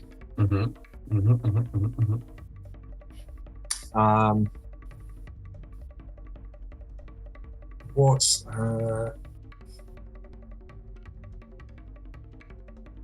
yeah.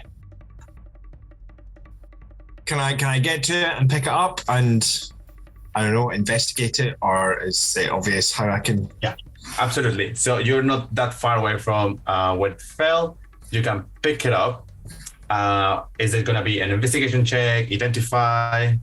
I don't think I have identify or episode or anything at the minute. So yeah, just could it be a perception check? Roll me a perception check. That's a 16. 16. With the perception check, I can tell you that this is still the foci of whatever is happening. And if you hold it when the lighting hits, I mean, you guess what's going to happen.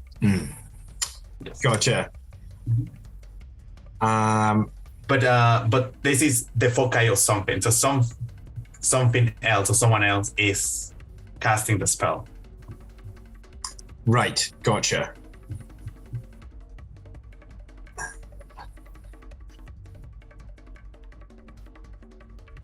Cool.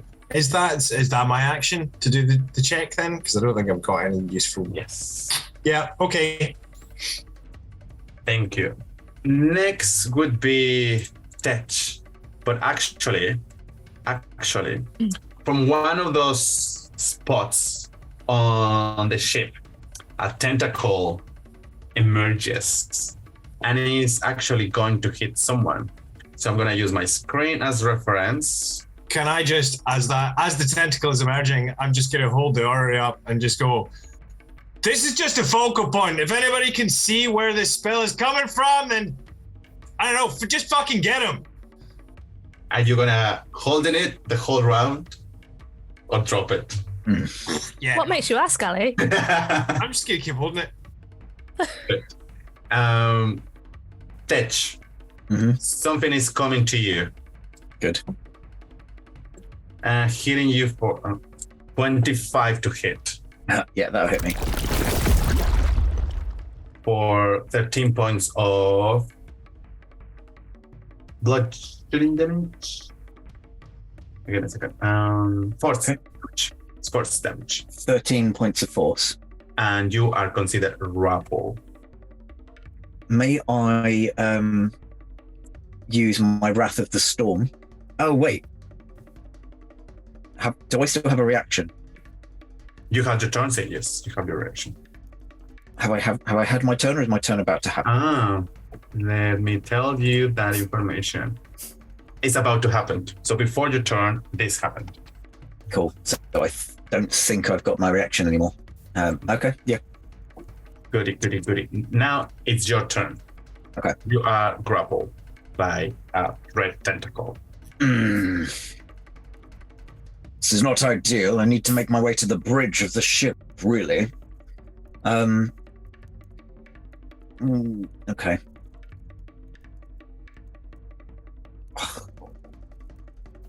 That's complicated my turn.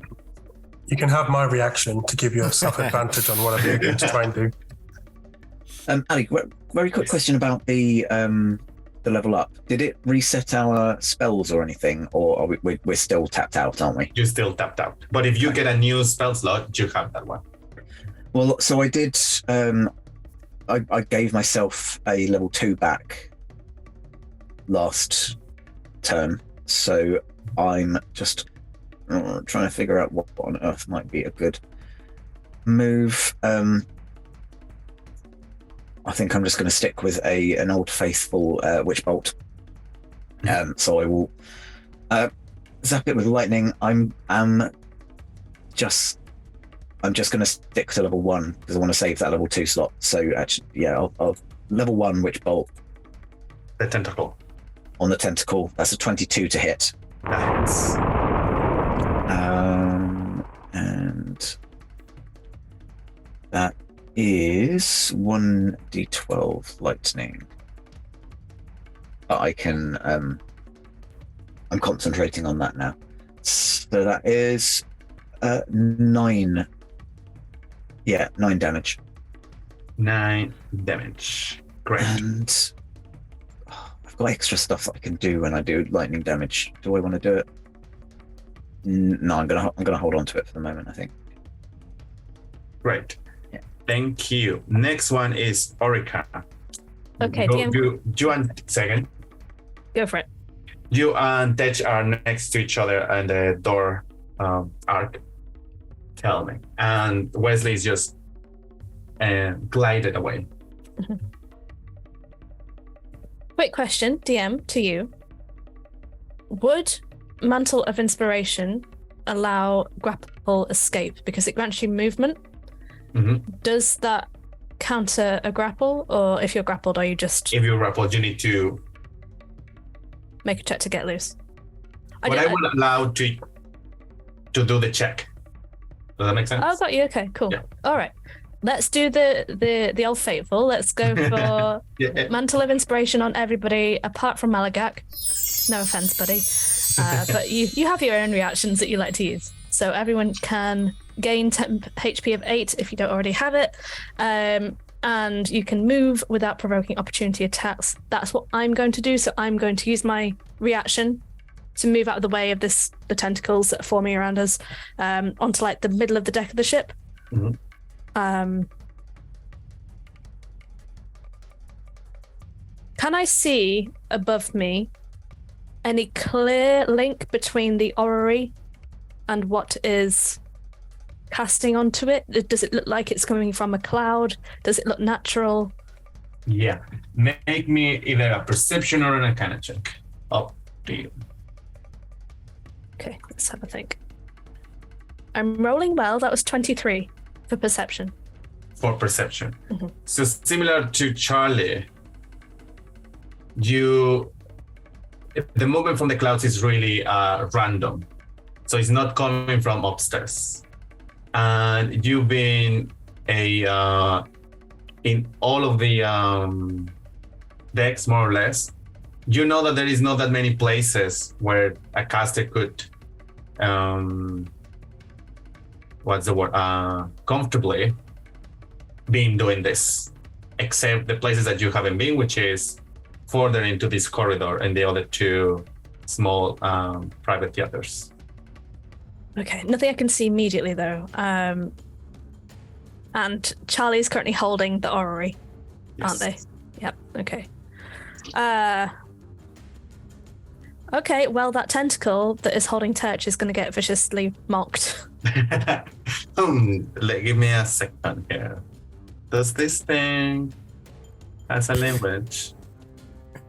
Yeah, go for it. More like a Can it hear? Because it has to be able to hear. Doesn't have to understand, but it must be able to. It doesn't have languages. Okay. But does it have ears? I would say no. Okay. Huh. I can't use command. That's No. fine. I'm just gonna. In that case, I will use my free action to just say, "Move, try and get out of the grasp."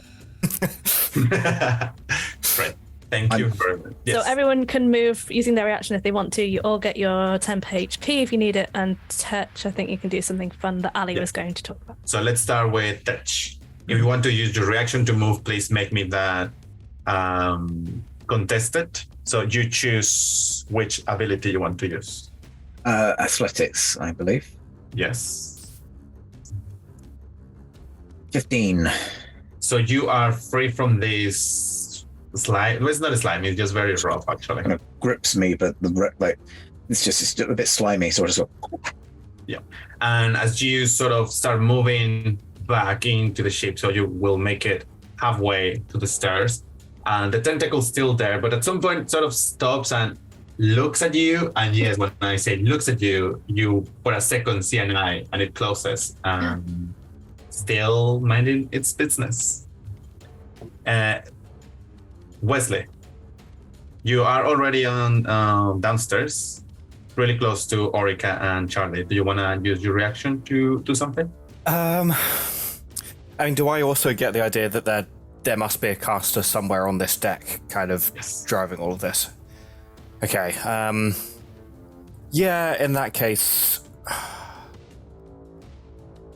Yeah, I sort of don't want to get stuck below decks. Yeah, I'll fly 30 feet down the corridor and just see if I can see anything of interest down here. Yes, you hear something, but it's still you have the impression that it's just at the end, so you need the other 30 feet for. Okay. Yeah. Charlie, you see all of that, and yet you have the impression, or probably Orica express that openly and loudly. Very loudly. Very loudly. Wesley would also say, I think they're down here. Yeah, I was going to say, I think I would follow Wesley. Okay, so you start moving. That's all the reactions. Thank you very much. That brings us to Malagak. Malagak will just save Wesley's life, turns around and sees Tetch try to break out and then breaking out. So he is going to run upside down across the ceiling and then down and going to attack the tentacle from above. And when he does that, as he's like running upside down on the ceiling, which I think is just such a funny thing in my head. With a long he's going to giant smite as well. So now he's a large bugbear thundering across upside down on the ceiling as his great axe gets even bigger, and he just attempts to strike into the tentacle from above. Please. You know when you go to the car wash and you see the big furry things come down? Yeah. That's basically you, but with an axe, right? Yeah. In red. Yes. Yeah. So that's a 27 and a natural 20. Please describe me how you slag to death this thing. Yeah, this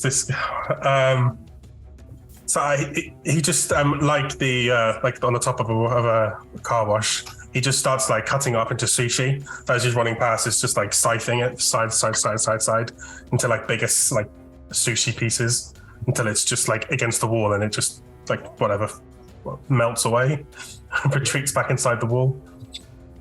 Great. So as that happened, you hear a screech that comes from everywhere that resonates from the very inside of the ship, and it's like, the ship is not happy about what you just did. What's going to happen? Who knows? Thank you. With that, top of the round. You know what's going to happen, right? Everybody knows what's going to happen. Tell us anyway, Ali. I'd like to give Charlie advantage with my... Could Charlie please make me a Constitution saving throw? You could have advantage from my prophetic state. Thank you very much. That's good, because that first roll was a nat 1. That's a bit better. So that's a dirty 20. Nice. So you take half damage. You take 9 points of thunder damage or lightning damage. As you. I would like to use my reaction to cast Absorb Elements. You use your reaction to move. I'm sorry. Oh, yes, I did. Sorry. Thank you. Yes. All right. So with that, hits you, and now you can feel it. You can feel how the energy from the storm is coming through the far year, and it distributes. So first, it distributes to the ship. So you feel all this connection and how these spots start like growing using this energy. And let's say everybody has this vision of outside, and now the ship is looking more like a giant squid or an octopi, starting to develop 3 or 4 tentacles in the back, and those sort of bobble heads in the front. The ceilings, the sails are starting to sort of decay, but from the crow nest, maybe it turns into a big eyeball, and it just opens for a second and closes.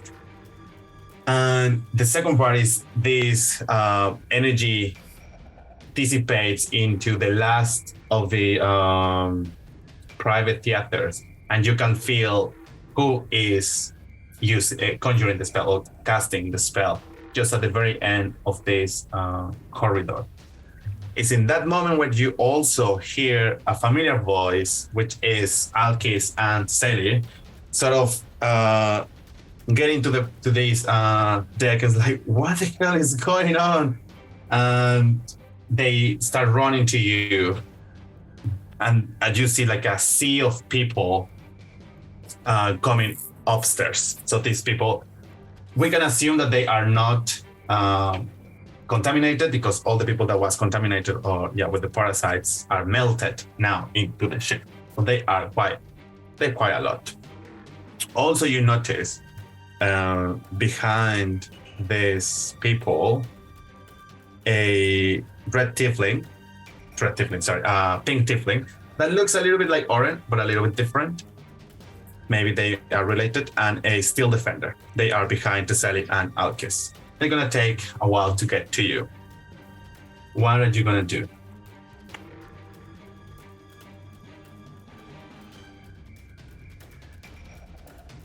So having just been struck by this lightning, I think Charlie will scream and son of a bitch! Oh my god! But that points to. That's where all this is coming from. We need to get in there. Are we still in combat? Initiative. Yes, just for having an order if people want to do different stuff. But if you just want to get into the theater, that's okay for me. I think just getting into the theater, at least from Wesley. Yeah, good. So I possibly everybody had will something get else I in. was going to try and do. Great. As all of you rush into this small private theater, the double doors open, and then you step in, and the double doors closes behind you. And in the prophetic state of Malagag, we can go back to episode 1, where you have been here, and in the middle of this room, standing on a table, a man wearing expensive red and black robes bows in front of you. He stands and he is wearing a golden mask. This is a horse mask. Well, you are quite a unique group. I wonder what is the test of your dreams. He twists his neck and the doors behind you shut. He leans back, catches some momentum, and launches towards you. Please, roll me for initiative. However, we know what those rolls were. This creature leans back and then leaps to you as it jumps. It sort of transforms, and you can see the limbs growing longer and the body getting a little bit spiky. It will jump on top of Tetch, but that is all their action. You're not grapple, they're just on your space. Not enough consent here. I'm sorry. Tetch, you are first.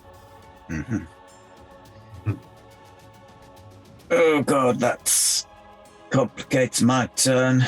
I think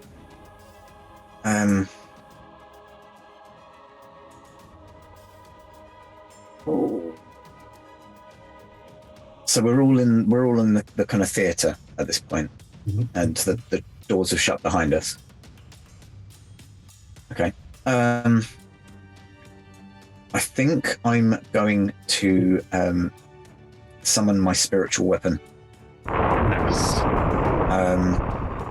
So Tetch's spiritual weapon is kind of like a lightning rod. So when it attacks, it almost kind of tries to embed itself in the person, and then it gets struck from nowhere by lightning. So that is a bonus action, and I get to make an attack as part of it on obviously the person near me, which is a 23. That hits. Or 11. I believe that's a 6 rather than a 9. Yeah, it's 11. Of course it's a 6. It's a d8. 11 points of whatever damage the spiritual weapon does. I think it's force damage, I think. It is force. Yes, it's force. So I can't do anything fun and storm clericy with that. But what I will do is that is a bonus action spell. So I've still got my action. I'm going to use a thunder wave. And could they make a... That would be another spell. I think you can only use a... Oh, is that not... Yeah, sorry, it is. It's because I thought I was on level 2, so I scrolled up 1. I was not. Okay, not that one. Sacred Flame. Sacred Flame, yes. Yes. So I was thinking of the cantrip thunder one. Dexterity save intro? Sacred Flame... Yes, dexterity. It's not really dexterous. 9. 9. 9. No. No. Not going to help. 7 points of radiant 7. damage. Yes, please. Excellent. Thank you very much. Anything else? That's action and my bonus. They're right next to me, so I'm not gonna try and move away. Okay. Next one is Wesley. So the way I located you, really random, from left to right, Smalagak, Wesley, Orica, Ted, and Charlie. Currently, given that this creature is large, Orica and Ted are in close combat with the creature, while Charlie and Wesley, on both sides, you are not in close combat, and the fortress is Malagak. Who will be very shortly in close combat. Very short. So we move to Wesley. Cool. If it's right next to Tetch, I won't try any AoE stuff. I think Wesley will go sprinting forwards, and so some of the residual static electricity from the storm, which is crackling around his fingertips, will place a hand on this creature and cast Inflict Wounds. Which is that's a 9 to hit. It's a big natural one. But it's you have my reaction to give yourself advantage. What an absolute legend. That's better. That's an 18. That hits. Nice. I like to think some of the lightning that's currently coursing through Malagak's body just kind of jumps ship and lands on Wesley. It's because you're so fluffy that you're making. Everyone around me is getting a bit staticky. Yeah. And that is 23 points of damage. Yes. And as a bonus action, I will, once again, just sort of energy crackling around his feet, will use my bonus to move 10 feet away without provoking opportunity attacks.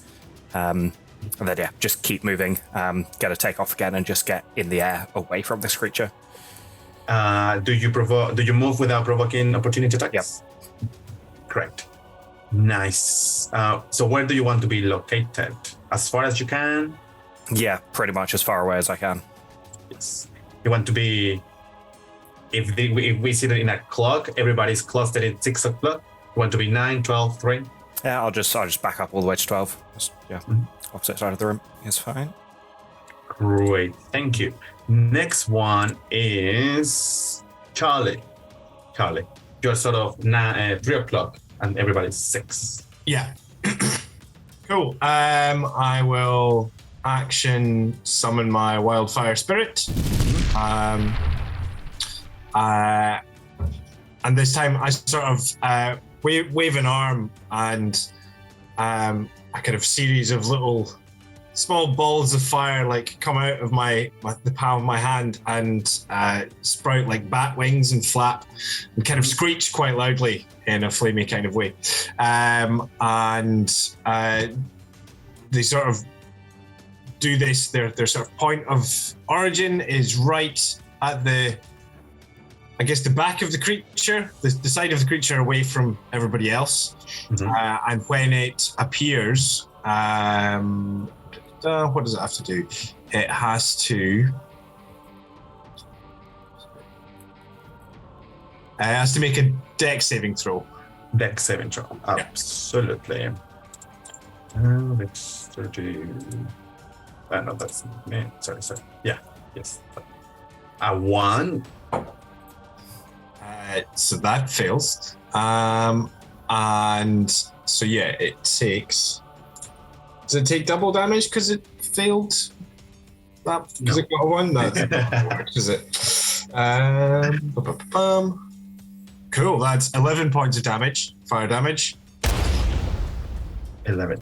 Great. And then, as my bonus action, I will then have the wildfire spirit. So who's sort of in direct combat with it now? Who's within 5 feet of it? Orica, Tech, and your fire spirit. Cool. So the fire bats, all sort of fly through it, and Orica and Tech, you feel them sort of tug at you like they're trying to pull you away from the creature if you are willing. Yes? I think so. Cool.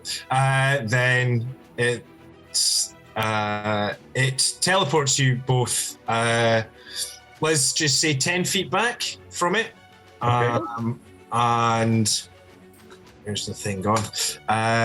In going, I think does the creature have to? The creature has to have another dex saving throw, please. Not really dexterous. Nimble. 10. 10, that fails. So then that takes another. It takes another 4 points of damage. 4 points of damage. Nice. Anything else? Thank you. This creature is not happy at all. And you can see like the jaw sort of dislocating and just from the jaw, like humanoid jaw, it extends more like the predator ones and shows you like a big mouth full of fangs. So this creature is going to do a multi-attack, which means that it's going to do 1 bite and 2 tentacles, 1 to Orica and 1 to Tetch, because this has 10 feet reach. Orica. 16 to hit. 16 hits. For 11. Okay. And you are grappled. Marvelous.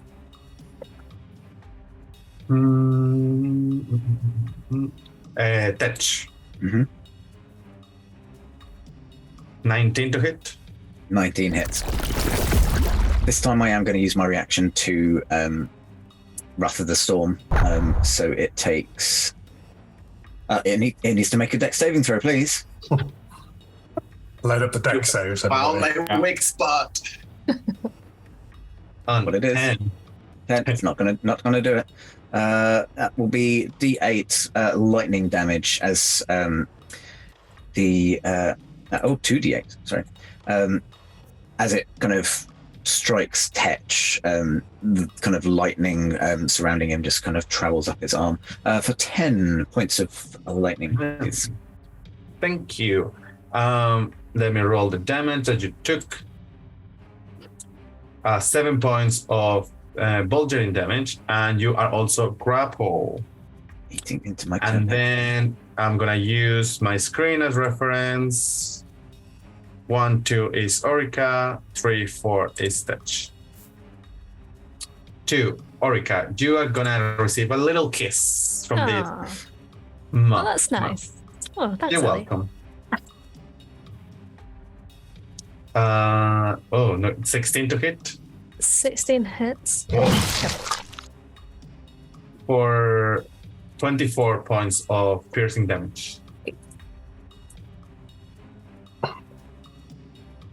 And with that, we move to some spots on the walls. So this little spot is going to, let me see. Malagak, that's you. Could you please? So this spot next to you starts like screeching something, and if you decide, there is a tentacle, obviously. If you decide to attack something else than the tentacle, it could be with disadvantage. Wow, the tentacle lives. And I think this is what it's going to be because you are not too close. Next one is going to be Charlie. The same. There's a screech. If you decide to attack something else, it's going to be with disadvantage. But you are as well out of reach. And the same for Wesley. So basically those spots are like in a triangle position. The tentacles cannot reach you, but the aura of this screech will affect you. With that, we move to Orica. You are grappled. I've just been bitten in the face, and I've seen the predator mouth kind of retract. I'm having none of that. I heard a rumor that your dexterity was shocking. So I'm going to use Dissonant Whispers at 3rd level. If it could make a wisdom saving throw, please. I'm going to dexterity, right? No, wisdom. Wisdom. Wisdom is fine. I was just mocking its dexterity. Oh, I know. 19. Damn your height. I will silvery barbs that, please. Malagak can get the advantage. That's a 6, but I'm going to use a legendary resistance. Okay, that's 1 burnt. Yeah. So that was my action. Bonus action, yes, I'm going to... Yeah. Gonna do the usual, Mantle of Inspiration. Wait, Tetch, have you used your reaction? Mm-hmm. I'm not going to use it. Yeah, and you silver bar, so you also use your reaction. Yeah. Can I do anything else as a bonus action? 1 second, everybody.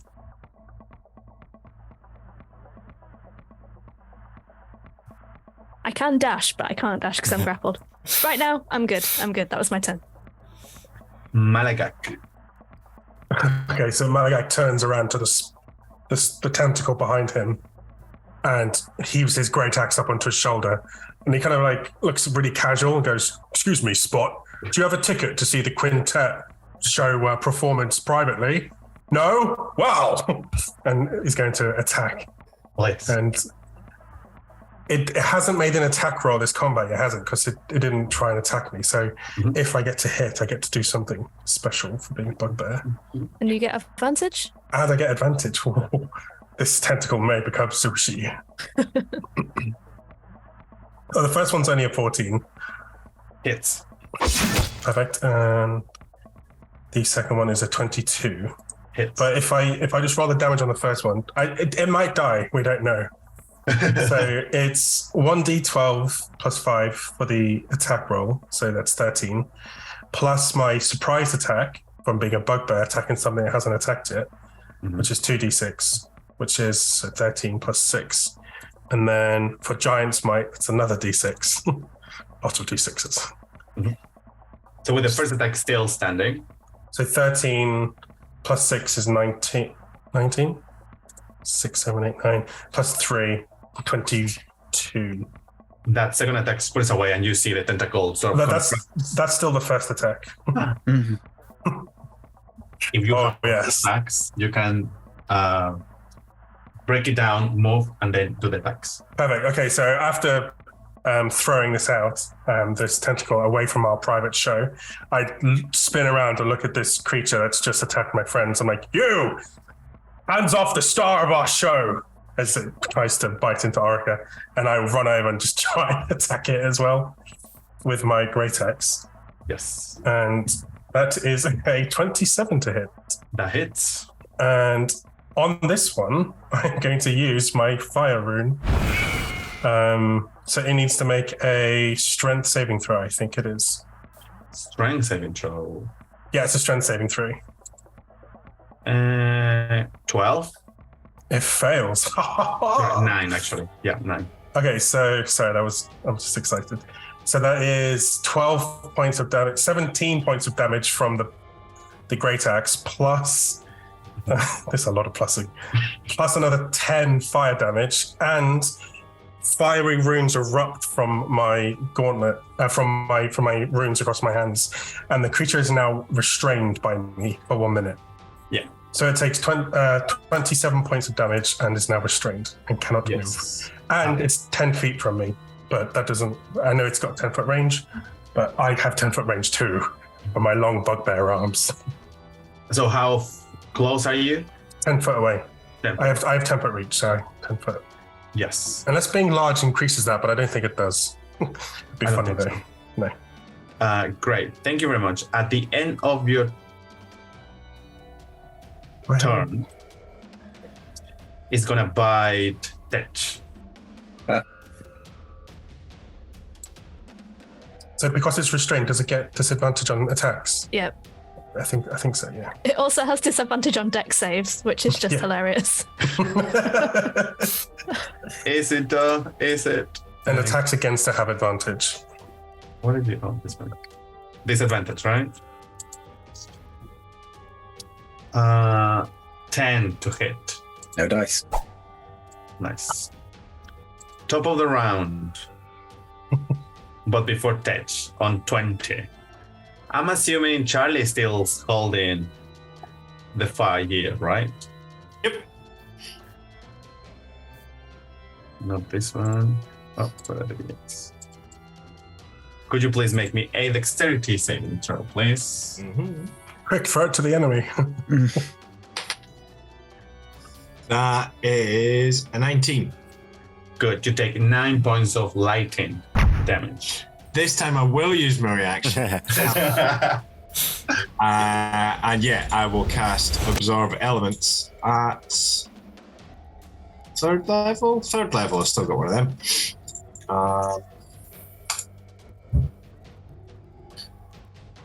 So I take 10. So that's all. What did you say? Sorry. 9. Right. Yeah. So I take no damage. Excellent. Thank you very much. Thanks. Tetch. Mm-hmm. Tell me. So I've got my spiritual weapon up. So I'm going to use my bonus action to move it back into combat with the creature and make an attack. Mm-hmm. That's a natural 1, so that's going to do nothing. You have advantage against it if you're attacking because of the restraint. Do I have? Mm-hmm. That might make a difference. If that you said strength base? No, it's restrained by me, and it needs to make a strength saving throw to break out on its turn, but that's its action. Mm-hmm. So for 1 minute or until he breaks out, it's restrained by me. So all attacks have advantage against him, and he can't move. With advantage, that's a 17 to hit. 17 to hit. 1-7. Hits. Just hits. Just hits. Just cool. 9 points of force damage as the lightning rod channels some lightning into them, and then if that doesn't count as casting a spell on my next turn, I'm going to do the old faithful witch bolt. So that is a 22 to hit. And it's still first level. Okay. Make for 9 points of lightning damage, and I will 9, you said. 9 points of lightning, yeah, and I'm now concentrating on witch bolt. Good. Anything else? Well, you're restrained, so you cannot move. Yeah, cannot move. At the end of your turn, this creature just sort of starts like folding in itself, and it's gonna teleport to the back of the room, holding Orica and Tetch. My snacks. That's what it says. Mine.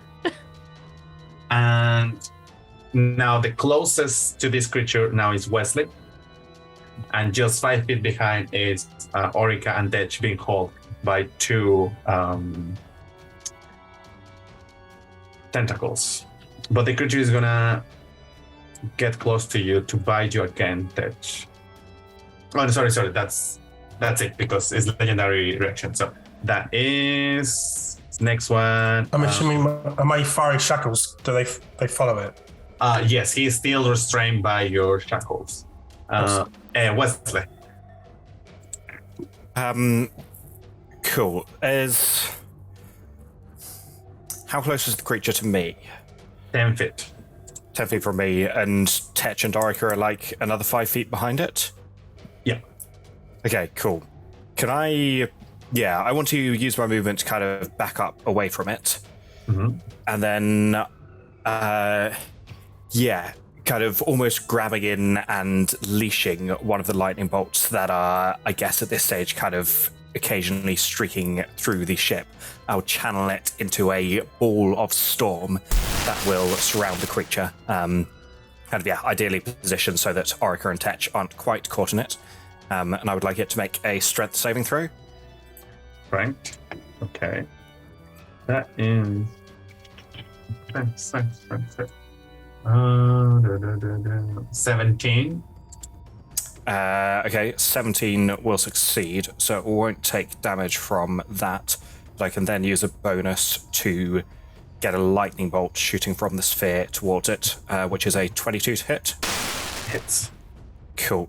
In which case that is 18 points of lightning damage. 18 points of damage. It's looking rough. Cool. That's my turn. Thank you. At the end of your turn, now he's gonna bite this touch. With disadvantage, that is fine.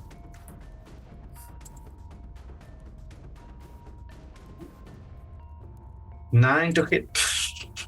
No. We're so sorry. Good. Charlie, you are far away from all the action. Mm-hmm. Let me tell you, you are 30 feet away from the creature. Yeah. 20 feet away from your friends. So Oric and then your fire spirit is 15 feet away. Yeah. So I think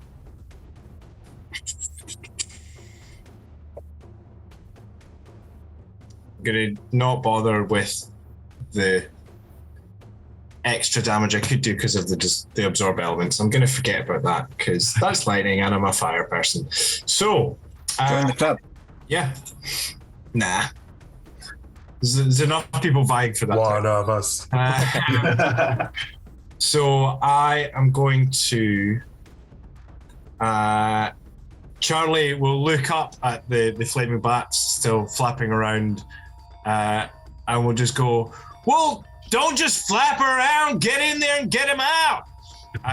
And the bats will fly towards, I think we'll fly into the sort of chest of the creature, and you sort of see ripples of light going through it as the light goes, or the flames then envelop Tetch and Orica, and again will teleport them out if they're willing, which I'm assuming they are. Mm-hmm. And the creature has to make another dex saving throw. With disadvantage because it's restrained. Disadvantage. You're killing me. Literally. That's the plan. 12. Nope. Oh, yes. So that's only another 4 points of damage. But so yeah, that's the bonus action. So then as my actual action, which one do I want to use? That's so what, how close is anyone to it now? So just basically 10 feet away, right? But shall we resolve the teleportation first? Okay, yeah. Yeah. So, do you decide the direction, or do they decide the direction? Just a second. I think I decide. No,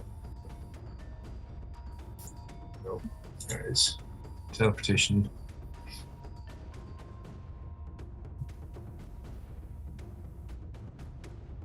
Unoccupied spaces that I can see up to 15 feet.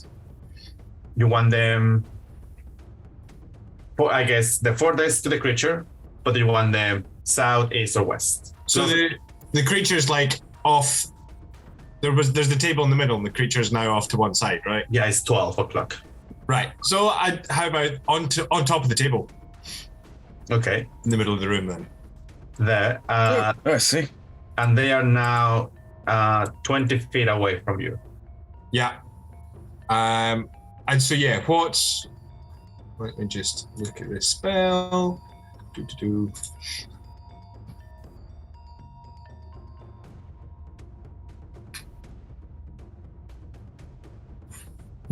Can I make a ring of 20 feet in diameter that includes the creature and not anyone else?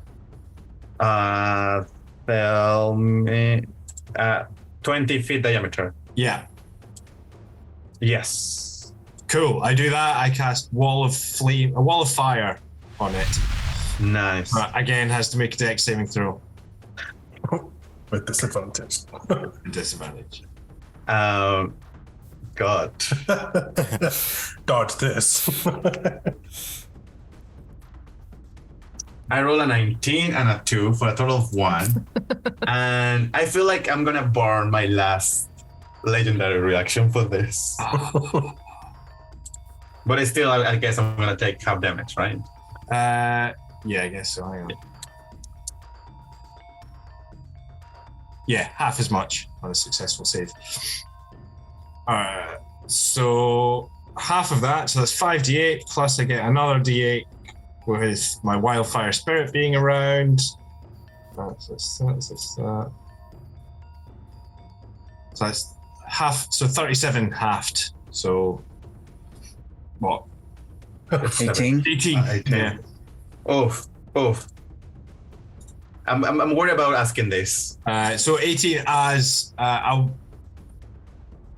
wall of flame, 20 feet high, 1 foot thick, in a ring, 20 feet in diameter. Yeah. I'm worried about asking this.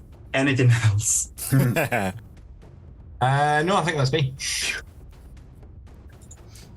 The creature.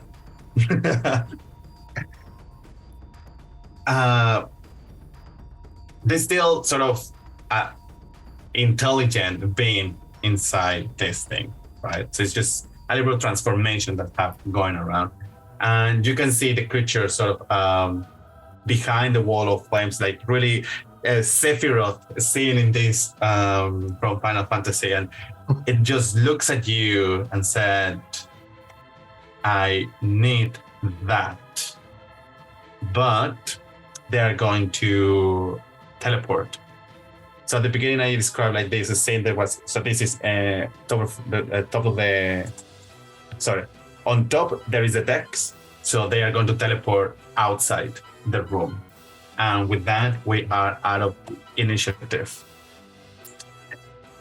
Charlie, you have, so if we keep the initiative to have Orica's and Malaga turns and you want to do something, otherwise you will be struck by lightning again. Orica, Malaga, do you want to do something? Are there any other tentacles near us right now? Does anyone not look right in now. danger from them? Right. No. I will use Mantle of Inspiration on everybody apart from Malagak, so everyone can gain 8 temp HP if they need, and use their reaction to move if they want to. And I'll say, I suppose are we following? What's happening? How thick is the ceiling? I'm probably a feet, but also there is some parts that are like glass, so this creature could see outside and teleport to that place. And how high is it up? This we said at the beginning 35. 35. So using my turn then, if it's a glass ceiling and I have the boots of spider climbing, so I can run up one of the pillars and smash the glass to continue chasing it. If that's what I'd be like, shall I go? And I start walking up. Do I follow? Seems it would be unfinished business if we let it escape. Charlie, drop the thing before it lightning zaps you again. I'm all right for the Unless moment. you like it. If you like it, keep hold of it. I mean, some Like people are maybe into a that. strong word, but I'm coping for now. Okay. I don't think we should just give this thing to that thing. Give it to me. I'm good, buddy, but thanks. Okay, then I'll stampede up the pillar. Okay, so you want to smash through the ceiling, and I would like to continue chasing. I have 40 foot of movement standard, so yeah. So I could say you will have to roll those attacks, and yes, you can make your way out through some sort of glass ceiling and keep chasing this thing. Now the question is how your friends are going to do that. So let's assume that Malagak is outside chasing out this creature. Orica, Oh, you use Mantle of Inspiration. Mm-hmm. So in that case, but you didn't give to Malaga. I was gonna ask, Wesley, you don't look like no offense, you don't look like you have much left in you. How do you feel about being an ape? Just throwing that out there. Is that something that you'd like to be? Say yes. DM, point of order. My Storm Sphere I could use as a bonus action on each turn. I keep concentration on it, presumably, if I'm turned into an ape. So I could still just keep throwing out lightning from that. I would say yes, because it's cool. You keep your mental faculties, don't you? You just lose Right. I think it's just you cannot cast. Not with polymorph. But I assume I don't keep the effects of my winged boots. I guess not. Oh. But apes can climb, so... Absolutely, Orica. I've always wanted to have a little bit more fur in my life. Yes! And you promise you won't lie to me again like you did about poor Mildred, who Malagat killed. We'll talk about that later. I'm going to just pat you on the head, and I guess you tell us how your transformation looks. Oh boy, okay. Yeah, I think given the nature of the scene, this will maybe look less like a classic gorilla or something, and more just sort of ship's monkey style, but much, much bigger. Any coloration or any special? Yeah, just a little streak of lightning blue in the fur. Obviously. And Orica, what was the timing of all of this? Because you polymorphed this, and then you gave Mantle of Majesty.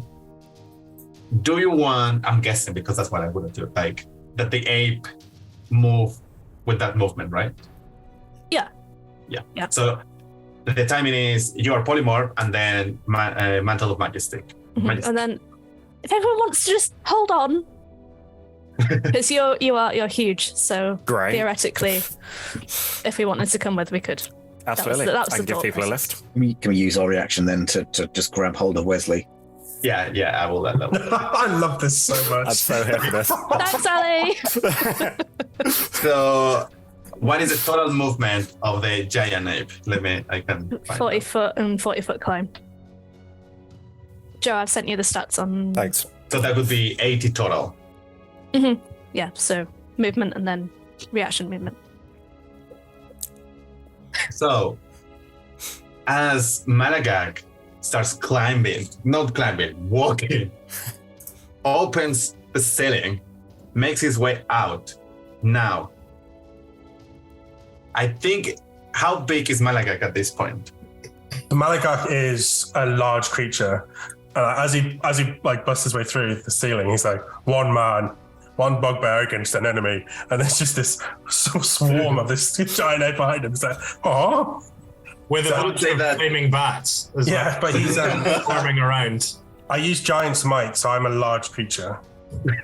I would say that because this is huge, I'm just gonna put just both of you at the same position because it's like difficult terrain to make the ape go through that small space just with movement and not making the whole huge for the creature to pass through. Anyhow, you are on the upper decks. Lightning is still striking. Have you taken damage already, Charlie? No. Could you please make me a dexterity saving throw? Mm-hmm. You'd have my advantage as well. Thank you.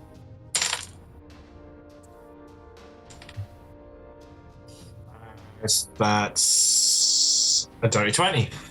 13 points of lightning damage. Please. As you are being roasted by whatever is going on in the heavens. Orica. Well, no, I guess it's everybody. Yeah, because at this point there is no more parasites. But there is a lot of people. Using the mask, you can see a lot of skeletons downstairs where you just left. And actually, the door opens and it's Alkis and Tesseli just like, where is everyone? And then just look up and there is a a Jaja nape, and there is a flashback to Shadowfell Symphony. It's like, oh yeah, it's always the ape. And outside, you see everybody, this creature, and this creature is sort of being. You don't know if they are waiting for you or they are channeling something, but there is a couple of tendrils linked into the creature. And now, finally, the creature that Tetch saw at the beginning, well, not at the beginning, like at the, was it the beginning? Episode 2, I think. Episode 2, yeah. Last episode, wherever it was. This ship is not anymore made of wood. It's made of tissues and scales and really weird shit. Is the whole ship becoming an Akira? Kind of, but I could say it's like the Spelljam version of Akira. Right, okay. Kind of thing. Cool. And you see some people sort of peeking out of the door that you were coming up when you fight Mildred. And probably Mildred is safer now in the ocean than in here. But by the way, we don't know if Mildred is dead, right? So Interesting. Wasn't my plan. Just wanted to throw them. Right. See. But then the ship is like moving all around. It's a little bit weird. That Wesley, could you please make me a wisdom saving throw? Okay. Oh. That's a natural 1, so my +8 isn't going to do much for me. 12 from Wesley. This is weird for the people that is on top of Wesley. As Wesley, 4 sort of spines like the back of a cat when they are like angry. You can feel all the electricity running through the 4 and the body. And for a moment you passed out. That you also passed out. And you find yourself sort of looking from the top, the whole scene, and you see this sort of tentacly ship really close, really close to Candleskip. And now that you are on top, you can see the figures. There is 2 sort of gigantic figures kind of thing, but those are avatars of gods that you know that this is definitely Talos. And make me a perception check or history check. Make me whatever check you want. It's gods? Is it religion, maybe? Yeah, but it's related to identifying gods. Arcana, religion, whatever you want. Let's see. +0 to Arcana, +0 to religion. I mean, if I can have history, I'll take it because that's a +3. Did you say history or would you rather religion? It's up to you. It's a 16 on the dice, so that's either a 16 or a 19. Good. You identify your god, or at least a avatar of your god, Talos, and also an avatar of another god, the Prince of Stars. Okay. I'm sorry if I ruined the pronunciation here. Aralet, right? Aralet? Aralet, I think. And they are fighting like a small version of the ship. It's weird what they are doing with this creature. I think they are fighting it, but then it's weird because you identify elements of a battle, but the creature, this sort of red octopus, is more of avoiding or trying to, it's avoiding the attacks. So they are not actually hitting this creature. And every time there is like a lighting, it's because this creature passes through the embodiments of the avatars of these creatures.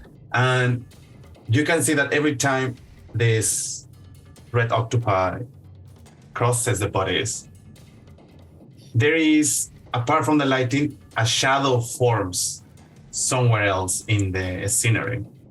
And you see this battle goes for a while, probably because this is like a out of your body experience. It's different timing that was happening downstairs.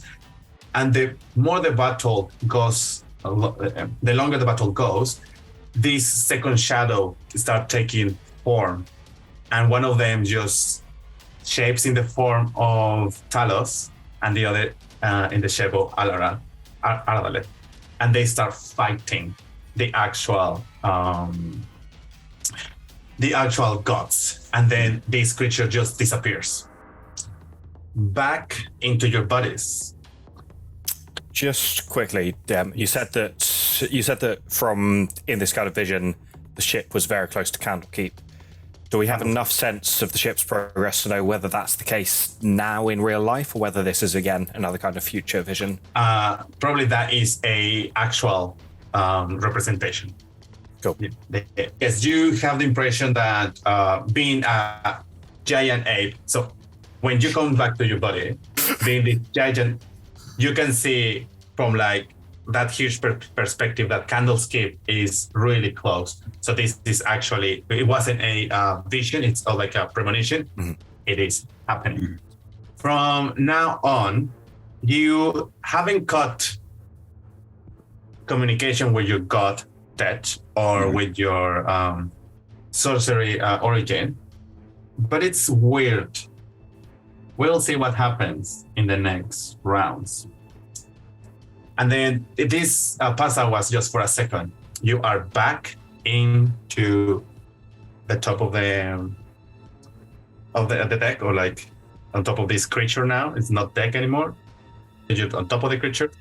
Mm-hmm. You are probably 50 feet away from the creature. What are you gonna do? Whose turn is it? I charge.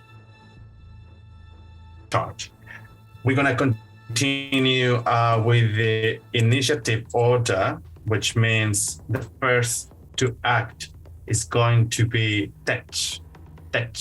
What are you gonna do? Okay, very quick question. So I know that we were close to Candlekeep, and I'd previously been kind of thinking that I would try and run the ship into the rocks just short of the coast. When I had the outer body experience, did I see those rocks? Like, are we close enough? Yeah. Cool. All right. It's go time then. I'm going to spend my... But it's not that close yet. It's not that close yet. How far... What's the range of your spell, and for how long do you want it? So, I would like to cast... Control Water, which is a level 4 spell. I can cast it 300 feet out on an area of water, 100 feet on a side. So I'm hoping that I can kind of place it in such a way to kind of force the creature into the rocks. Mm-hmm. Is that going to be enough distance at this point? What's the range of? So I can cast it 300 feet out. And I guess if you were being kind, and I could kind of do 300 feet out, and like that's the edge of the 100 feet. So I'm then gonna, or does the whole 100 feet? Probably a mile. It? Yeah, it's probably a mile away. So it's still, so you can see the lights of Candlekeep, but it's still quite far away. Okay, so I mean, how long does Control Water last for? 10 minutes. So if you're affecting the water 300 feet away from us, surely then, I don't know. Yeah, I want to run it into the rocks. So Candlekeep is a mile out, but the rocks. So if you keep the concentration for those 10 minutes, probably that would be enough time. Mm-hmm. But it's still, the thing is, the 300 feet is not gonna take you to that far. So if you cast it 300 feet away, then you can pull the creature into that space, but then that would be other 700 feet away from the rocks. From the rocks. Okay, so I probably want to hold on to this. I want to hold on to my ace in the hole. Okay, that's fine. I will keep that slot aside. Now, annoyingly, my witch bolt keeps getting broken because they keep bloody leaving. What is I was thinking about that. Like, what's the range of? It's 30 foot, and as soon as it's either got full cover from me or it leaves that range, so it teleported. Mm-hmm. It's gone. It's broken. Yeah. So. But I will assume that you will be moving your spiritual weapon with you, so that's still somewhere around. Yeah, I mean that's going to take. It goes 20 foot a go, so that's kind of slowly flying up out of the room towards us. Slowly but surely. And yeah, I guess I'm trying to economize my turn, so it will be another witch bolt on the creature that I can see. Did you say the creature was 50 feet away? Yes. I'll be walking towards it then. Yeah. Kind of drop off of Wesley, walk towards it, and I want to be within 20 feet so that hopefully it doesn't leave my range. Yeah. Yeah, that's cool. That's 24 to hit. It does. And that is 11 points of lightning damage. And I keep forgetting to use this because it's on my features and traits tab. Am I going to do it? Do it. So I'm 20 feet away from it. I can also blast it with lightning, but then I don't want to push it out of my witch bolt. Oh, yeah. So I'm between a rock and a hard place. Do I want to push it away or do I want to not? It's up to 10 feet away. So just as a show of force, I'm going to do 5 foot. No. So you push it. So you are originally 20 feet away. Originally 20 feet away, and now I've pushed it. Yes, to reach it, and now it's 25. Good. So now it means that it's 55 away from all the rest. No. Sorry if that's annoying. That's 5 feet out of my range. Sorry. It's good turn, I like it. You lightning damage. It looks weird. It looks more psionic. Okay. Your spell did psychic damage instead. As you feel this nervy feeling going through your body. And yeah, if you will be calling your god, it will be like, oh, it's unreachable. And with that, we're gonna finish tonight game. Thank you very much, guys. That was amazing. I know I have stuff to say. It's all over, I'm afraid. Sorry, you missed it. You missed it, buddy. Thank you, everybody, for joining us and being part of this really maddening session. I love it. Thank you very much, my players, to keep me on my toes. If you enjoyed tonight, we play every Monday from 6 p.m. GMT. And we also play our long-term campaign, Fracture, on Tuesdays, also 6 p.m. GMT. You can also on Fridays when we have our talk show 6 p.m. GMT. When we talk with our players, or we do the talk together, or talking is a free action. Yeah, please join us. All of our show is streamed at twitch.tv/rolltogetherrpg, and you can find all of the content archived at youtube.com/rolltogetherrpg. There are also podcast version of all of our shows. Go and search Roll Together RPG on your favorite podcast service. If you cannot find us, let us know, and we will try to put it up. Massive thank you to our D20 Club on Patreon. You are lovely. There will be a link in the chat for you to join for $1 gold piece, £1, $1, depending on your currency.